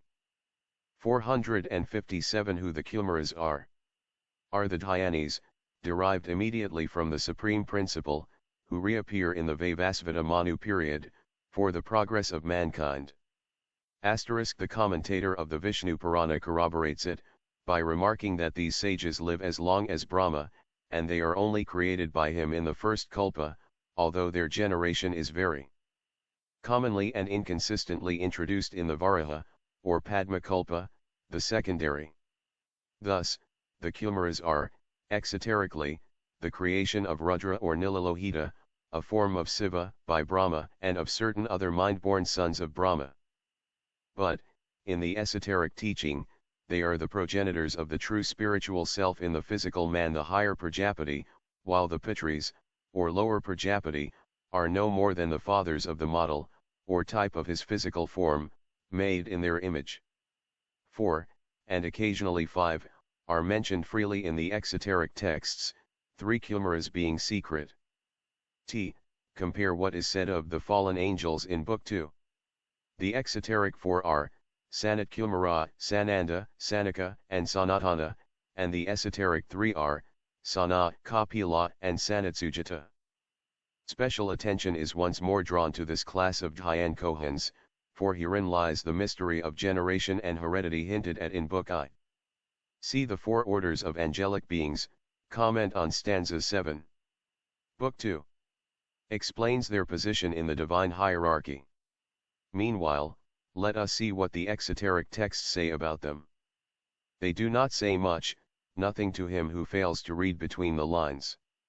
We must have recourse, here, to other Puranas for the elucidation of this term, remarks Wilson, who does not suspect for one moment that he is in the presence of the angels of darkness, the mythical great enemy of his church.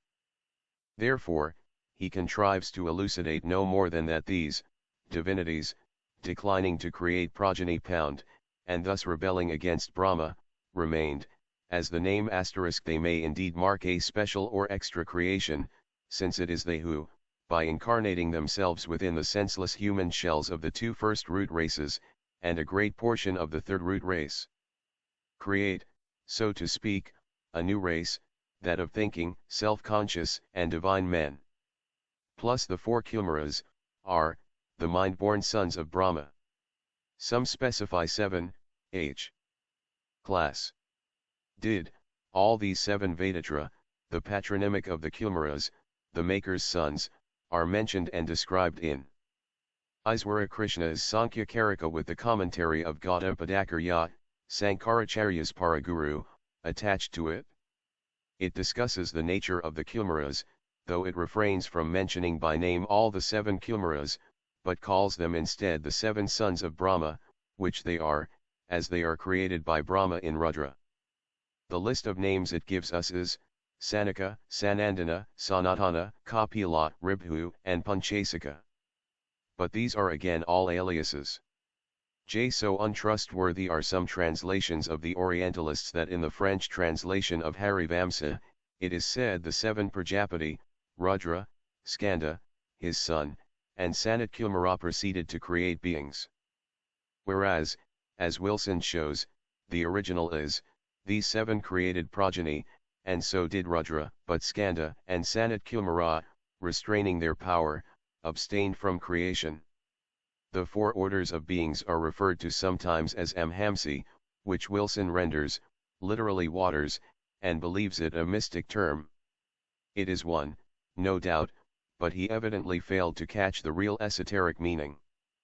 Waters and water stand as the symbol for Akasa, the primordial ocean of space, on which Narayana, the self-born spirit, moves, reclining on that which is its progeny, see Manu. Water is the body of Nara, thus we have heard the name of water explained. Since Brahma rests on the water, therefore he is termed Narayana, Linga, Vayu, and Markandeya Purdnas. Pure, Purusha created the waters pure. At the same time water is the third principle in material cosmos, and the third in the realm of the spiritual, spirit of fire, flame, akasa, ether, water, air, earth, are the cosmic, sidereal, psychic, spiritual, and mystic principles, preeminently occult, in every plane of being. Gods, demons, pitris, and men, are the 4 orders of beings to whom the term Amhamsi is applied. In the Vedas it is a synonym of gods because they are all the product of waters, mystically, of the Akasic ocean, and of the third principle in nature. Pitris and men on earth are the transformations, rebirths, of gods and demons, spirits, on a higher plane. Water is, in another sense, the feminine principle. Venus Aphrodite is the personified sea, and the mother of the god of love, the generator of all the gods, as much as the Christian Virgin Mary is Mare, the sea, the mother of the Western god of love, mercy, and charity.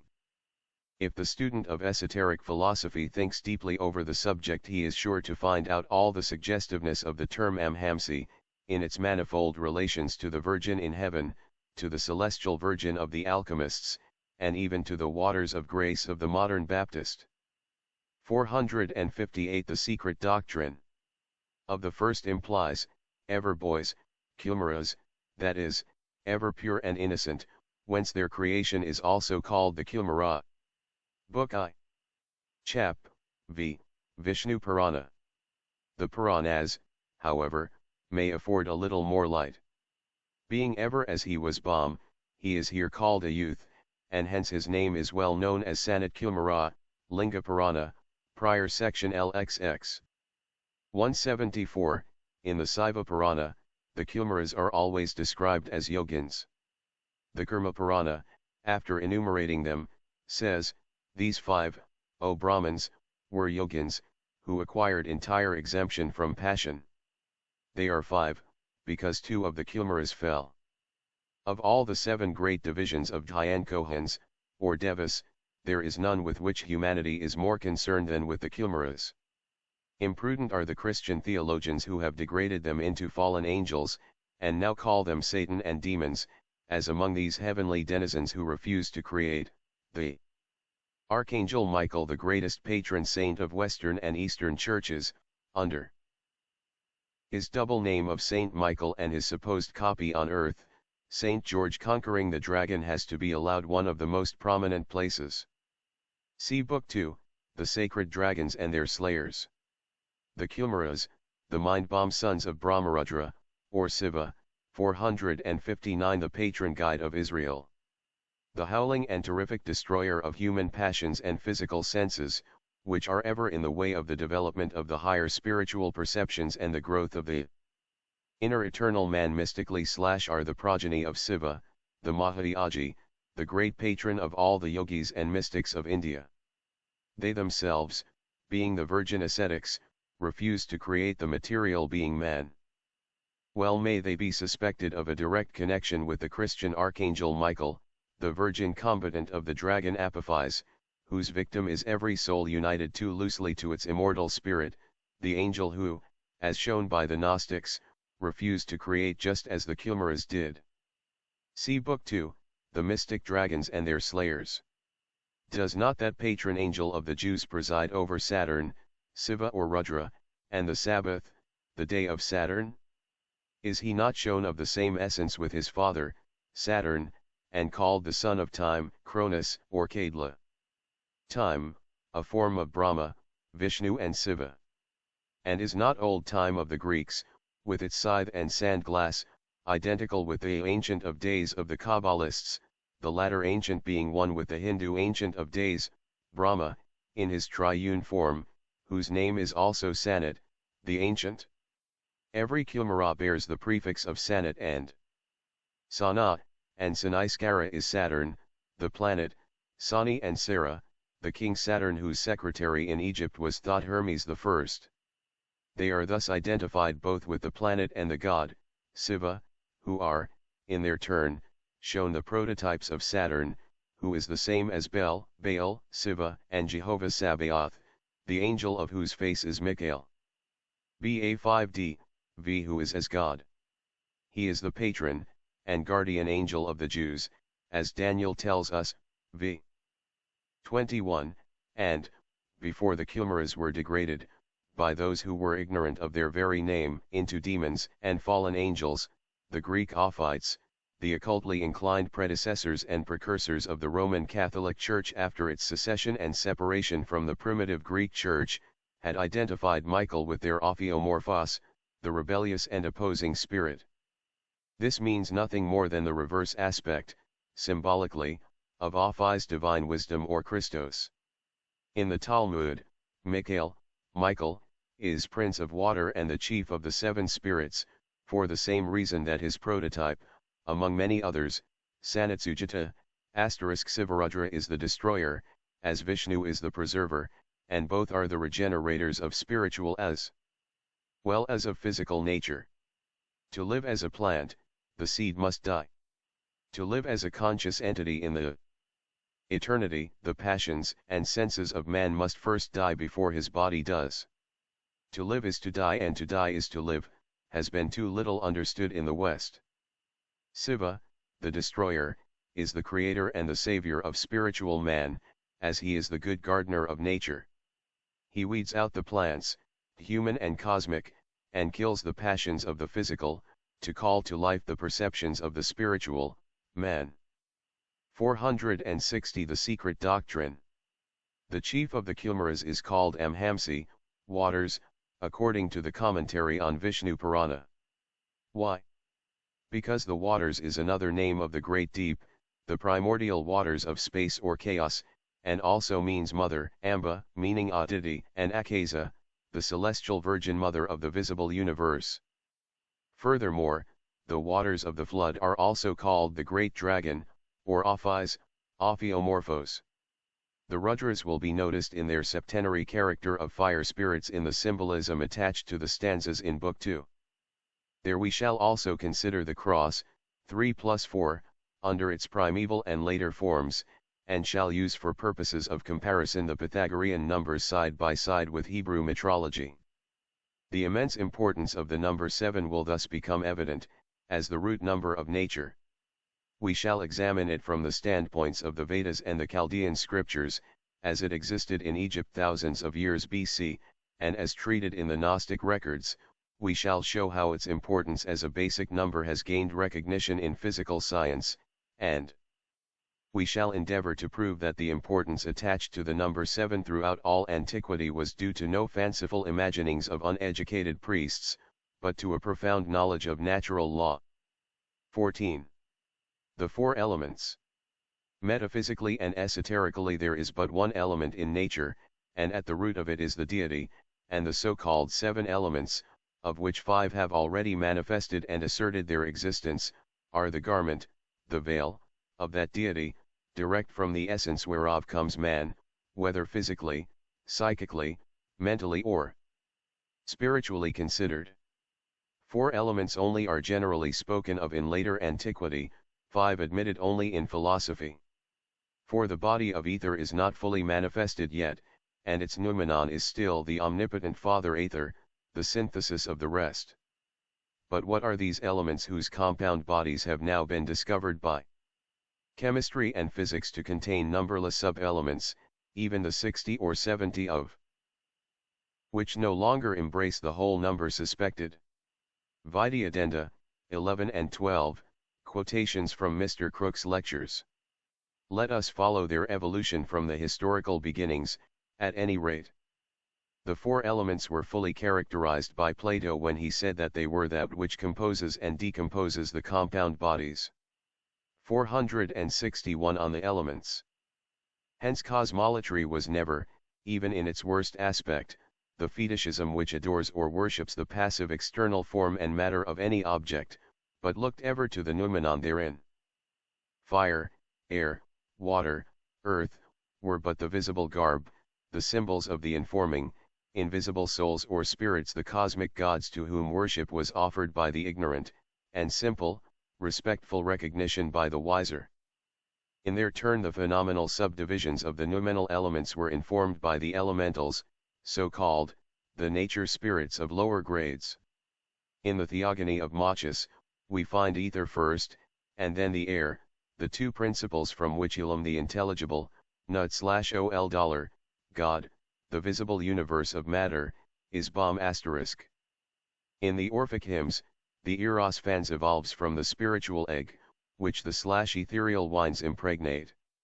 Wind being the spirit of God, who is said to move in /ether, brooding over the chaos, the divine idea. In the Hindu Kathokopanishad, Purusha, the divine spirit, already stands before the original matter, from whose union springs the great soul of the world. Maha equals Atma, Brahm, the spirit of life, plus these latter appellations being again identical with the universal soul, or anima mundi, the astral light of the theurgists and Kabbalists, being its last and lowest division. The 510 ICEI.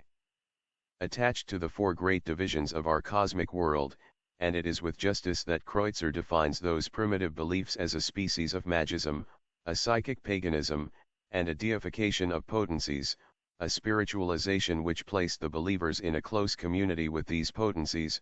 Book 9, p. 850, so close, indeed, that the hierarchies of those potencies or forces have been classified on a graduated scale of 7 from the ponderable to the imponderable. They are septenary not as an artificial aid to facilitate their comprehension but in their real cosmic gradation, from their chemical, or physical, to their purely spiritual composition.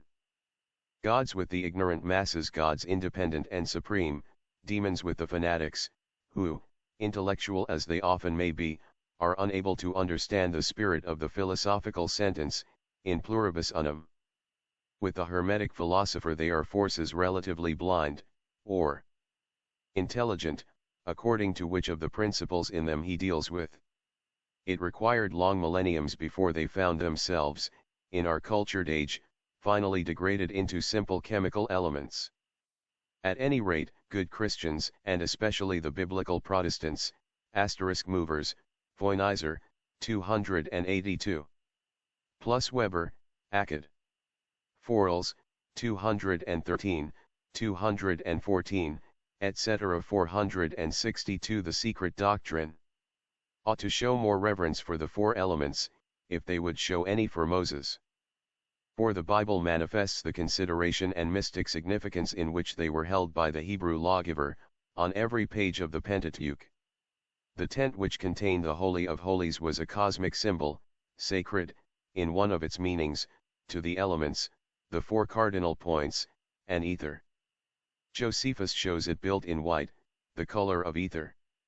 And this explains also why, in the Egyptian and the Hebrew temples according to Clemens Alexandrinus, a gigantic curtain, supported by 5 pillars, separated the sanctum sanctorum, now represented by the altar in Christian churches, wherein the priests alone were permitted to enter, from the part accessible to the profane. By its 4 colors the curtain symbolized the 4 principal elements, and signified the knowledge of the divine that the 5 senses of men can enable man to acquire with the help of the 4 elements. See Stromata I, v6. In Corey's Ancient Fragments, one of the Chaldean oracles expresses ideas about the elements and ether in language singularly like that of the unseen universe, written by 2 eminent scientists of our day. It states that from ether have come all things, and to it all will return, that the images of all things are indelibly impressed upon it, and that it is the storehouse of the germs or of the remains of all visible forms, and even ideas.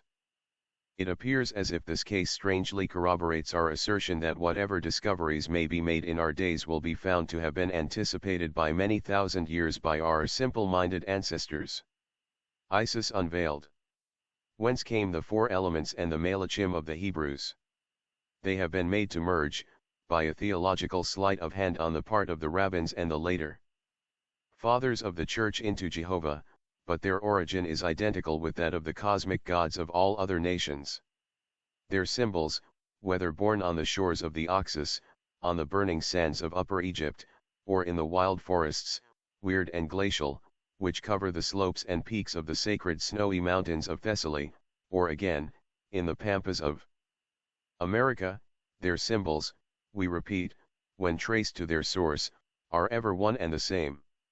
Whether Egyptian or Pelasgian, Aryan or Semitic, the genius loci, the local god, embraced in its unity all nature, but not especially the 4 elements any more than one of their creations, such as trees, rivers, mounts or stars. The genius loci a very late after thought of the last sub-races of the 5th root race, when the primitive and grandiose meaning had become nearly lost, was ever the representative in his accumulated titles of all his colleagues. It was the god of fire, symbolized by thunder, as Jove, or Agni, the god of water, symbolized by the fluvial bull or some sacred river or fountain, as Varuna, Neptune, etc., the god of air, manifesting in the hurricane and tempest, as Vayu and Indra, and the god or spirit. 463 The cosmic gods, of the earth, who appeared in earthquakes, like Pluto, Yama, and so many others. These were the cosmic gods, ever synthesizing all in one, as found in every cosmogony or mythology.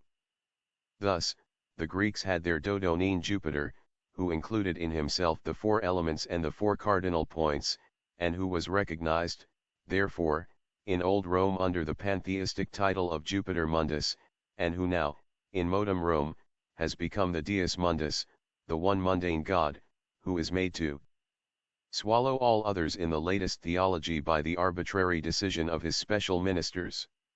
As gods of fire, air, water, they were celestial gods; as gods of the lower region, they were infernal deities, the latter adjective applying simply to the earth. They were spirits of the earth under their respective names of Yama, Pluto, Osiris, the lord of the lower kingdom, etc., etc., and their tellurial character proves it sufficiently. 51 The ancients knew of no worse abode after death than the Kamaloka, the limbus on this earth. If it is argued that the Dodonine Jupiter was identified with Adoneus, the king of the subterranean world, and Dis, or the Roman Pluto, and the Dionysius Thonios, the subterranean, wherein, according to Kreutzer, I. 6, ch. 1, oracles were rendered, then it will become the pleasure of the occultists to prove that both Adoneus and Dionysius are the bases of Adonai, or Jurbo Adonai, as Jehovah is called in Codex Nazareus. Thou shalt not worship the Son, who is named Adonai, whose name is also Kadosh and Kod. Naz, I. 47, See also Psalms 6, 18, and also Lord Bacchus. Baal Adonis of the Sods or mysteries of the pre-Babylonian Jews became the Adonai by the Masorah, the later voweled Jehovah. Hence the Roman Catholics are right. All these Jupiters are of the same family, but Jehovah has to be included therein to make it complete. Jupiter Urzos or Pan, the Jupiter Ammon, and the Jupiter Bel Moloch, are all correlations and one with Urbo Adonai, because they are all one cosmic nature. It is that nature and power which create the specific terrestrial symbol, and the physical and material fabric of the latter, which proves the energy manifesting through it as extrinsic. For primitive religion was something better than simple preoccupation about physical phenomena, as remarked by Schilling, and principles, more elevated than we modern Sadducees know of, were hidden under the transparent veil of such merely natural divinities as thunder. The Gehenna of the Bible was a valley near Jerusalem, where the monotheistic Jews immolated their children to Moloch, if the prophet Jeremiah is to be believed on his word. The Scandinavian hell or Hela was a frigid region again Kamaloka, and the Egyptian Amenti a place of purification. See Isis Unveiled, Volume 2, p. 11, 464 The Secret Doctrine. The winds, and rain. The ancients knew and could distinguish the corporeal from the spiritual elements, in the forces of nature. The fourfold Jupiter, as the four-faced Brahma the aerial, the fulgurant, the terrestrial, and the marine god the lord and master of the four elements, may stand as a representative for the great cosmic gods of every nation. While passing power over the fire to Id-Phastos Vulcan, over the sea, to Poseidon Neptune, and over the earth, to Pluto Adonis the serial Jove was all these, ether, from the first, had preeminence over, and was the synthesis of, all the elements. Tradition points to a grotto, a vast cave in the deserts of Central Asia, whereinto light pours through its four seemingly natural apertures or clefts placed crossways at the four cardinal points of the place. From noon till an hour before sunset that light streams in, of four different colors, as averred red, blue, orange, gold, and white owing to some either natural or artificially prepared conditions of vegetation and soil. The light converges in the center around a pillar of white marble with a globe upon it, which represents our earth. It is named the Grotto of Zarathustra. When included under the arts and sciences of the fourth race, the Atlanteans, the phenomenal manifestation of the four elements, justly attributed by the believers in cosmic gods to the intelligent interference of the latter, assumed a scientific character. The magic of the ancient priests consisted, in those days, in addressing their gods in their own language. The speech of the men of the earth cannot reach the lords. Each must be addressed in the language of his respective element is a sentence which will be shown pregnant with meaning. The Book of Rides cited adds as an explanation of the nature of that element language, it is composed of sounds, not words, of sounds, numbers, and figures.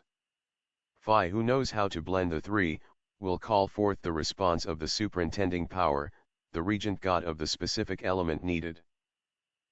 Thus this language is that of incantations or of mantras, as they are called in India, sound being the most potent and effectual magic agent, and the first of the keys which opens the door of communication between mortals and the immortals. He who believes in the words and teachings of St. Paul, has no right to pick out from the latter those sentences only that he chooses to accept, to the rejection of others, and St. Paul teaches most undeniably the existence of cosmic gods and their presence among us.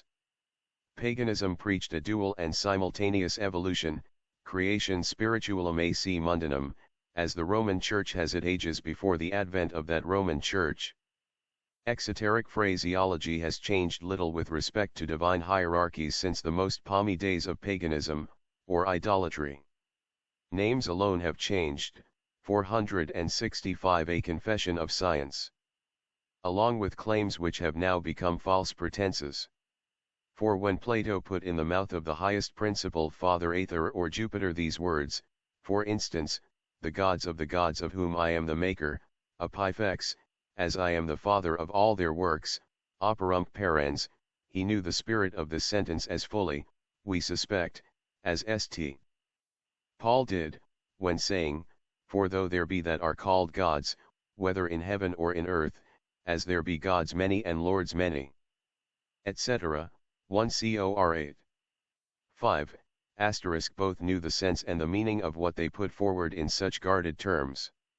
Says Sir W. Grove, F.R.S., speaking of the correlation of forces, the ancients, when they witnessed a natural phenomenon, removed from ordinary analogies, and unexplained by any mechanical action known to them, referred it to a soul, a spiritual or preternatural power.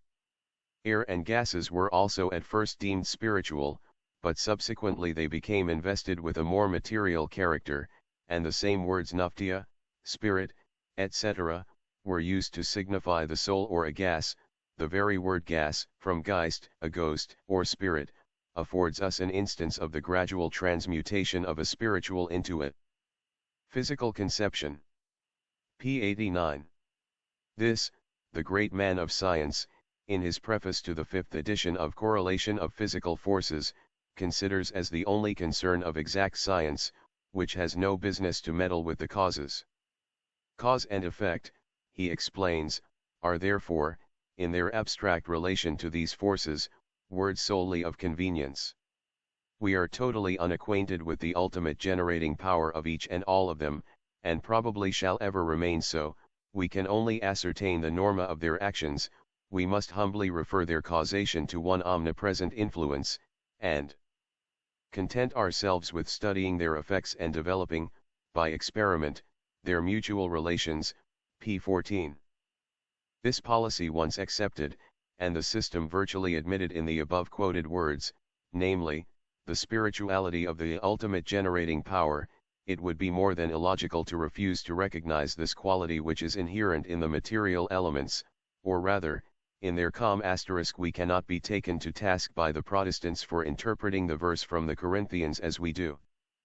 For, if the translation in the English Bible is made ambiguous, it is not so in the original texts, and the Roman Catholic Church accepts the words of the Apostle in their true sense.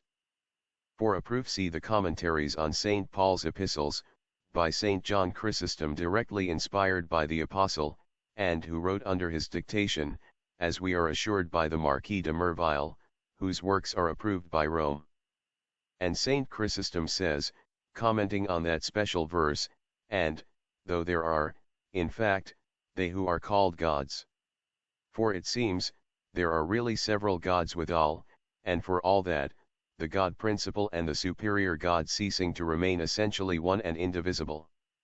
Thus spoke the old initiates also, knowing that the worship of minor gods could never affect the God principle. See de Merville, De Esprits, Vol.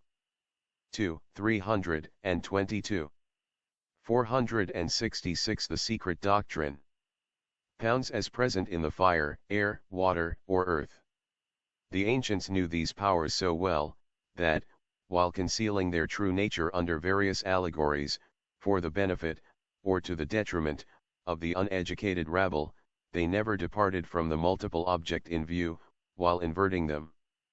They contrived to throw a thick veil over the nucleus of truth concealed by the symbol, but they ever tried to preserve the latter as a record for future generations, sufficiently transparent to allow their wise men to discern that truth behind the fabulous form of the glyph or allegory. They are accused of superstition and credulity, those ancient sages, and this by those very nations, which, learned in all the modern arts and sciences, cultured and wise in their generation, accept to this day as their one living and infinite God, the anthropomorphic Jehovah of the Jews. What were some of the alleged superstitions?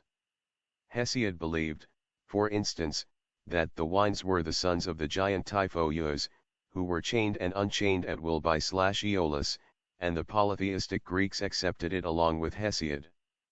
Why should not they, since the monotheistic Jews had the same beliefs, with other names for their dromedars persum, and since Christians believe in the same to this day?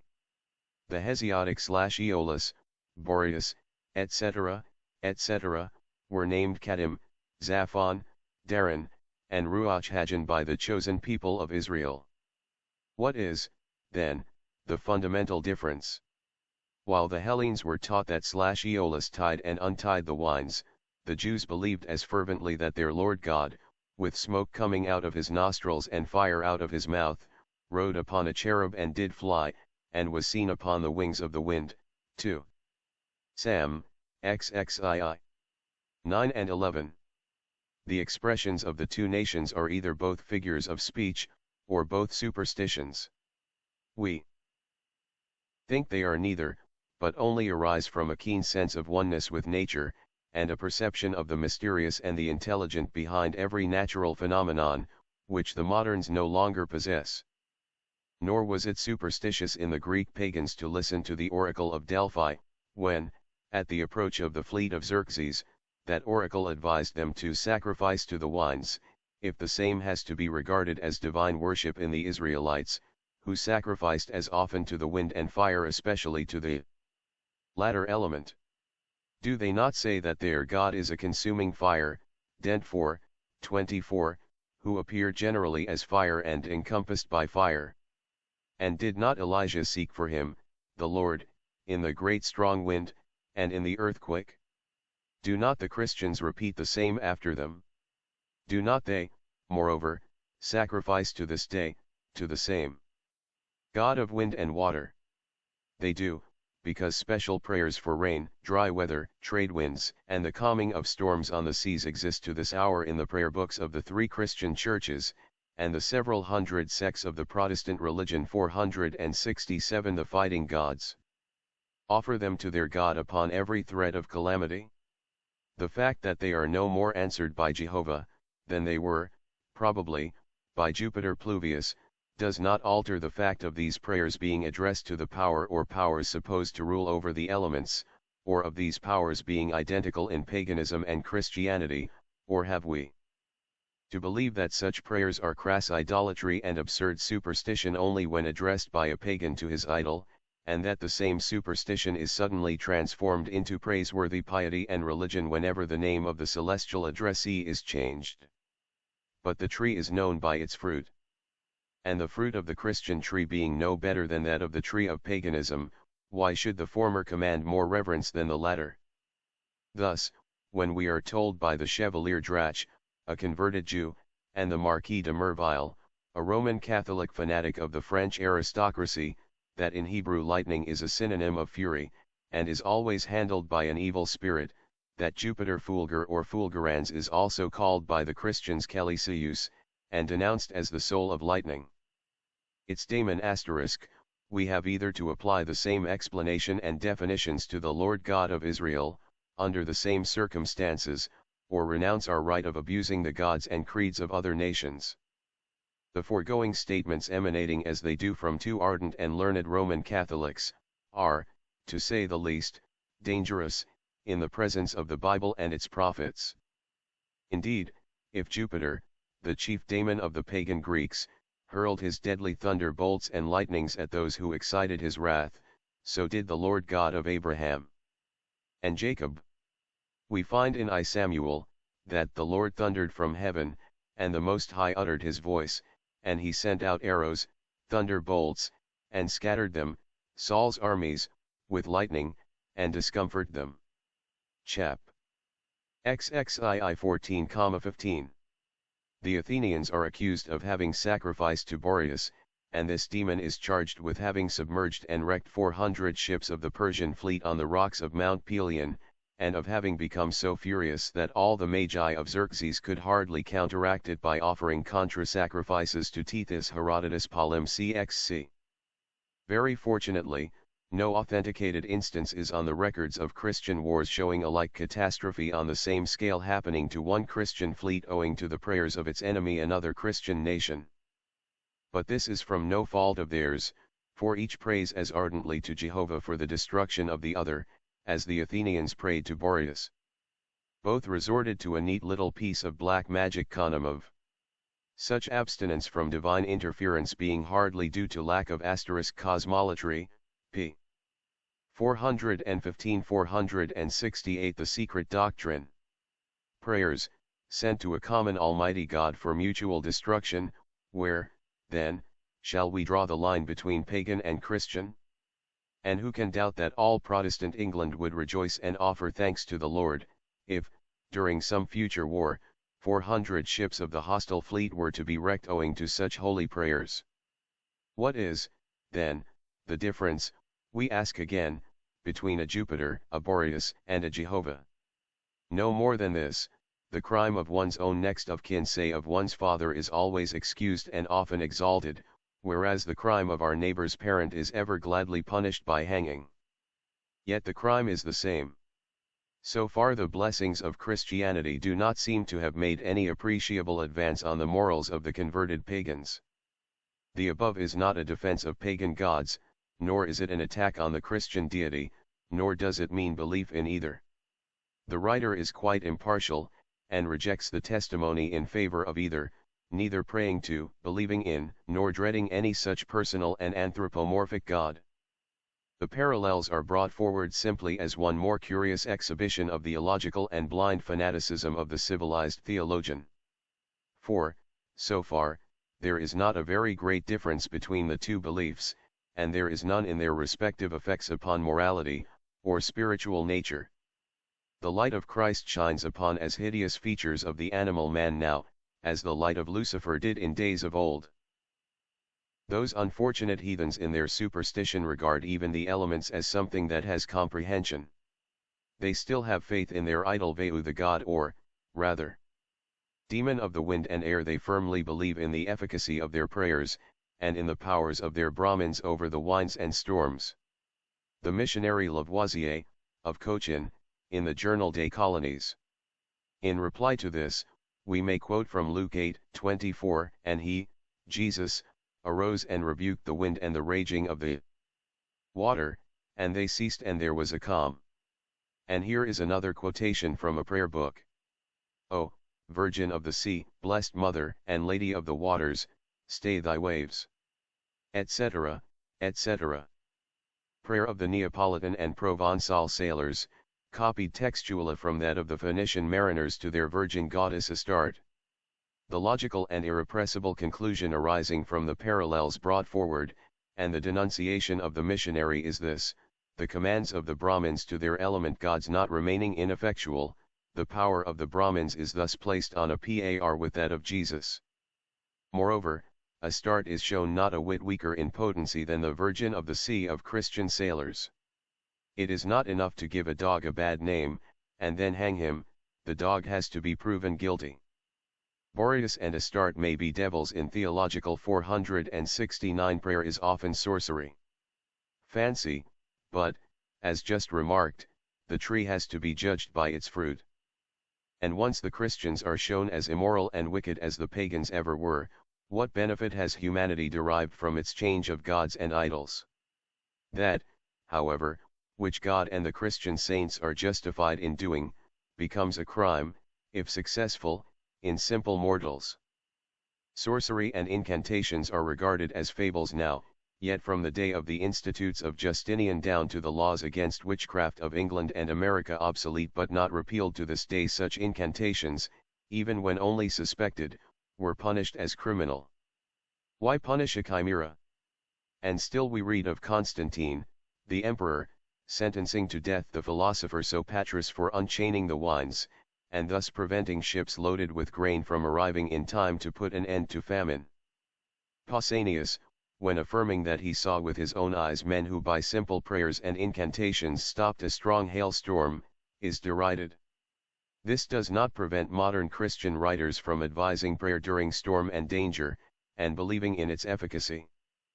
Hoppo and Stadlein, two magicians and sorcerers, were sentenced to death for throwing charms on fruit and transferring a harvest by magic arts from one field to another, hardly a century ago, if we can believe Sprenger, the famous writer, who vouches for it, quifrugs excantescent segetem pelli sentes incantando.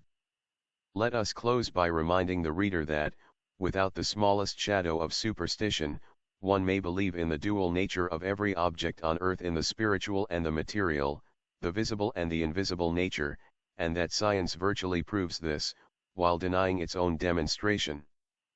For if, as Sir William Grove has it, the electricity we handle is but the result of ordinary matter affected by something invisible, the ultimate generating power of every force, the one omnipresent influence, then it only becomes natural that one should believe as the ancients did, namely, that every element is dual in its nature. Ethereal fire is the emanation of the Kabir proper, the aerial is but the union, correlation, of the former with terrestrial fire, and its guidance and application on our earthly plane belongs to a Kabir of a lesser dignity and elemental, perhaps, as an occultist would call it, and the same may be said of every cosmic element. No one will deny that the human being is possessed of various forces, magnetic, sympathetic, antipathetic, nervous, dynamical, occult, mechanical, mental, every kind of force, and that the physical forces are all biological in their essence, seeing that they intermingle with, and often merge into, those forces that we have named intellectual and moral, the first being the vehicles, so to say, the upati, of the second. No one, who does not deny soul in man, would hesitate in 470 the secret doctrine, saying that their presence and commingling are the very essence of our being, that they constitute the ego in man. In fact, these potencies have their physiological, physical, mechanical, as well as their nervous, ecstatic, clairaudient, and clairvoyant phenomena, which are now regarded and recognized as perfectly natural, even by science. Why should man be the only exception in nature, and why cannot even the elements have their vehicles, their vahans in what we call the physical forces? And why, above all, should such beliefs be called superstition along with the religions of old? 15. On Quan Shi Yin and Kuan Yin. Like Avalokiteshvara, Quan Shi Yin has passed through several transformations, but it is an error to say of him that he is a modem invention of the northern Buddhists, for under another appellation he has been known from the earliest times.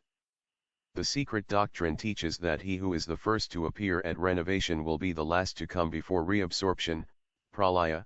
Thus the logoi of all nations, from the Vedic Visvakarma of the mysteries down to the savior of the present civilized nations, are the word who was in the beginning, or the reawakening of the energizing powers of nature, with the one absolute.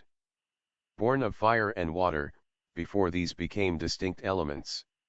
It was the maker, fashioner or modeler, of all things, without him was not anything made that was made, in whom was life, and the life was the light of men, and who finally may be called, as he ever has been, the Alpha and the Omega of manifested nature. The great dragon of wisdom is born of fire and water, and into fire and water will all be reabsorbed with him, Phasva King. As this bodhisattva is said to assume any form he pleases from the beginning of a manvantara to its end, though his special birthday, Memorial Day, is celebrated according to the Kinkwangming King, Luminous Sutra of Golden Light, in the second month on the 19th day, and that of Maitreya Buddha in the first month on the first day, yet the two are 1. Phi will appear as Maitreya Buddha, the last of the avatars and Buddhas, in the seventh race. This belief and expectation are universal throughout the East. Only it is not in the Kali Yuga, our present terrifically materialistic age of darkness, the Black Age, that a new savior of fluminity can ever appear. The Kali Yuga is 471 diseased imagination. L'H d'or, only in the mystic writings of some French pseudo-occultists. See La Mission des Juifs. Flins. The ritual in the exoteric worship of this deity was founded on magic. The mantras are all taken from special books kept secret by the priests, and each is said to work a magical effect, as the reciter or reader produces, by simply chanting them, a secret causation which results in immediate effects. Quan Shi Yin is Avalokiteshvara, and both are forms of the seventh universal principle, while in its highest metaphysical character this deity is the synthetic aggregation of all the planetary spirits, Dhyani Kohans. Phi is the self-manifested, in short, the Son of the Father. Crowned with 7 dragons, above his statue there appears the inscription Putsik Iunling, the universal savior of all living beings. Of course the name given in the archaic volume of the stanzas is quite different, but Kuan Yin is a perfect equivalent. In a temple of Piyutu, the sacred island of the Buddhists in China, Quan Shi Yin is represented floating on a black aquatic bird, Kalahansa, and pouring on the heads of mortals the elixir of life, which, as it flows, is transformed into one of the chief Dhyani Buddhas, the regent of a star called the Star of Salvation. In his third transformation, Kuan Yin is the informing spirit or genius of water. In China, the Dalai Lama is believed to be an incarnation of Quan Shi Yin, who in his third terrestrial appearance was a bodhisattva, while the Teshu Lama is an incarnation of Amitabha Buddha, or Gautama. It may be remarked en passant that a writer must indeed have a diseased imagination to discover phallic worship everywhere, as do the authors of China Revealed, McClatchy, and Phallicism. The first discovers the old phallic gods, represented under two evident symbols, the Kan or Yang, which is the membrum virile, and the Quan or Yin, the pudendum muliebra. See Phallicism, p. 273. Such a rendering seems the more strange as Quan Shi Yin, Avalokiteswara, and Kuan Yin, besides being now the patron deities of the Buddhist ascetics, the yogis of Tibet, are the gods of chastity. And are, in their esoteric meaning, not even that which is implied in the rendering of Mr. Rhys David's Buddhism, p. 202. The name of Avalokiteshvara means the Lord who looks down from on high. Nor is Quan Shi Yin the spirit of the Buddhas present in the church, but, literally interpreted, it means the Lord that is seen, and in one sense, the divine self perceived by self, the human, the Atman or seventh principle merged in the universal, perceived by, or the object of perception to, Buddhi, the sixth principle or divine soul in man. In a still higher sense, Avalokiteshvara equals Quan Shi Yin, referred to as the seventh universal principle, is the Logos 472. The secret doctrine, perceived by the universal Buddhi or soul, as the synthetic aggregate of the Dhyani Buddhas, and is not the spirit of Buddha present in the church, but the omnipresent universal spirit manifested in the temple of cosmos or nature. This Orientalistic etymology of Quan and Yin is on a par with that of Yogini, which, we are told by Mr. Hargrave Jennings, is a Sanskrit word, in the dialects pronounced yogi or zagi, and is equivalent to sina, and exactly the same as dudi or dudi caie, a sacred prostitute of the temple, worshipped as yoni or sakti, p. 60.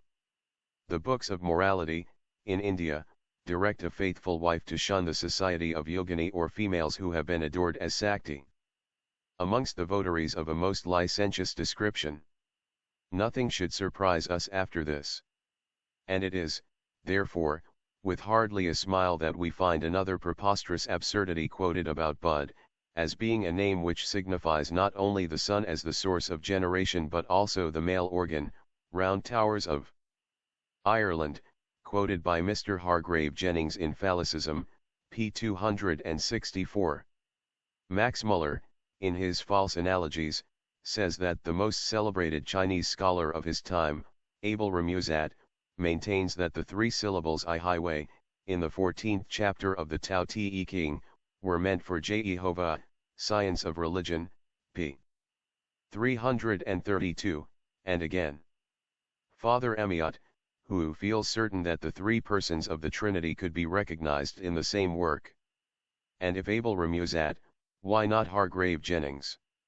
Every scholar will recognize the absurdity of ever seeing in Bud, the enlightened and the awakened, a phallic symbol. Quan Shi Yin, then, is the son identical with his father mystically, or the Logos the Word.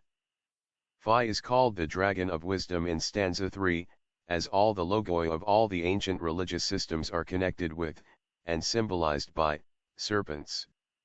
In Old Egypt, the god Nab Kun, he who unites the doubles, astral light reuniting by its dual physiological and spiritual potency the divine human to its purely divine monad, the prototype in heaven or nature, was represented as a serpent on human legs, either with or without arms.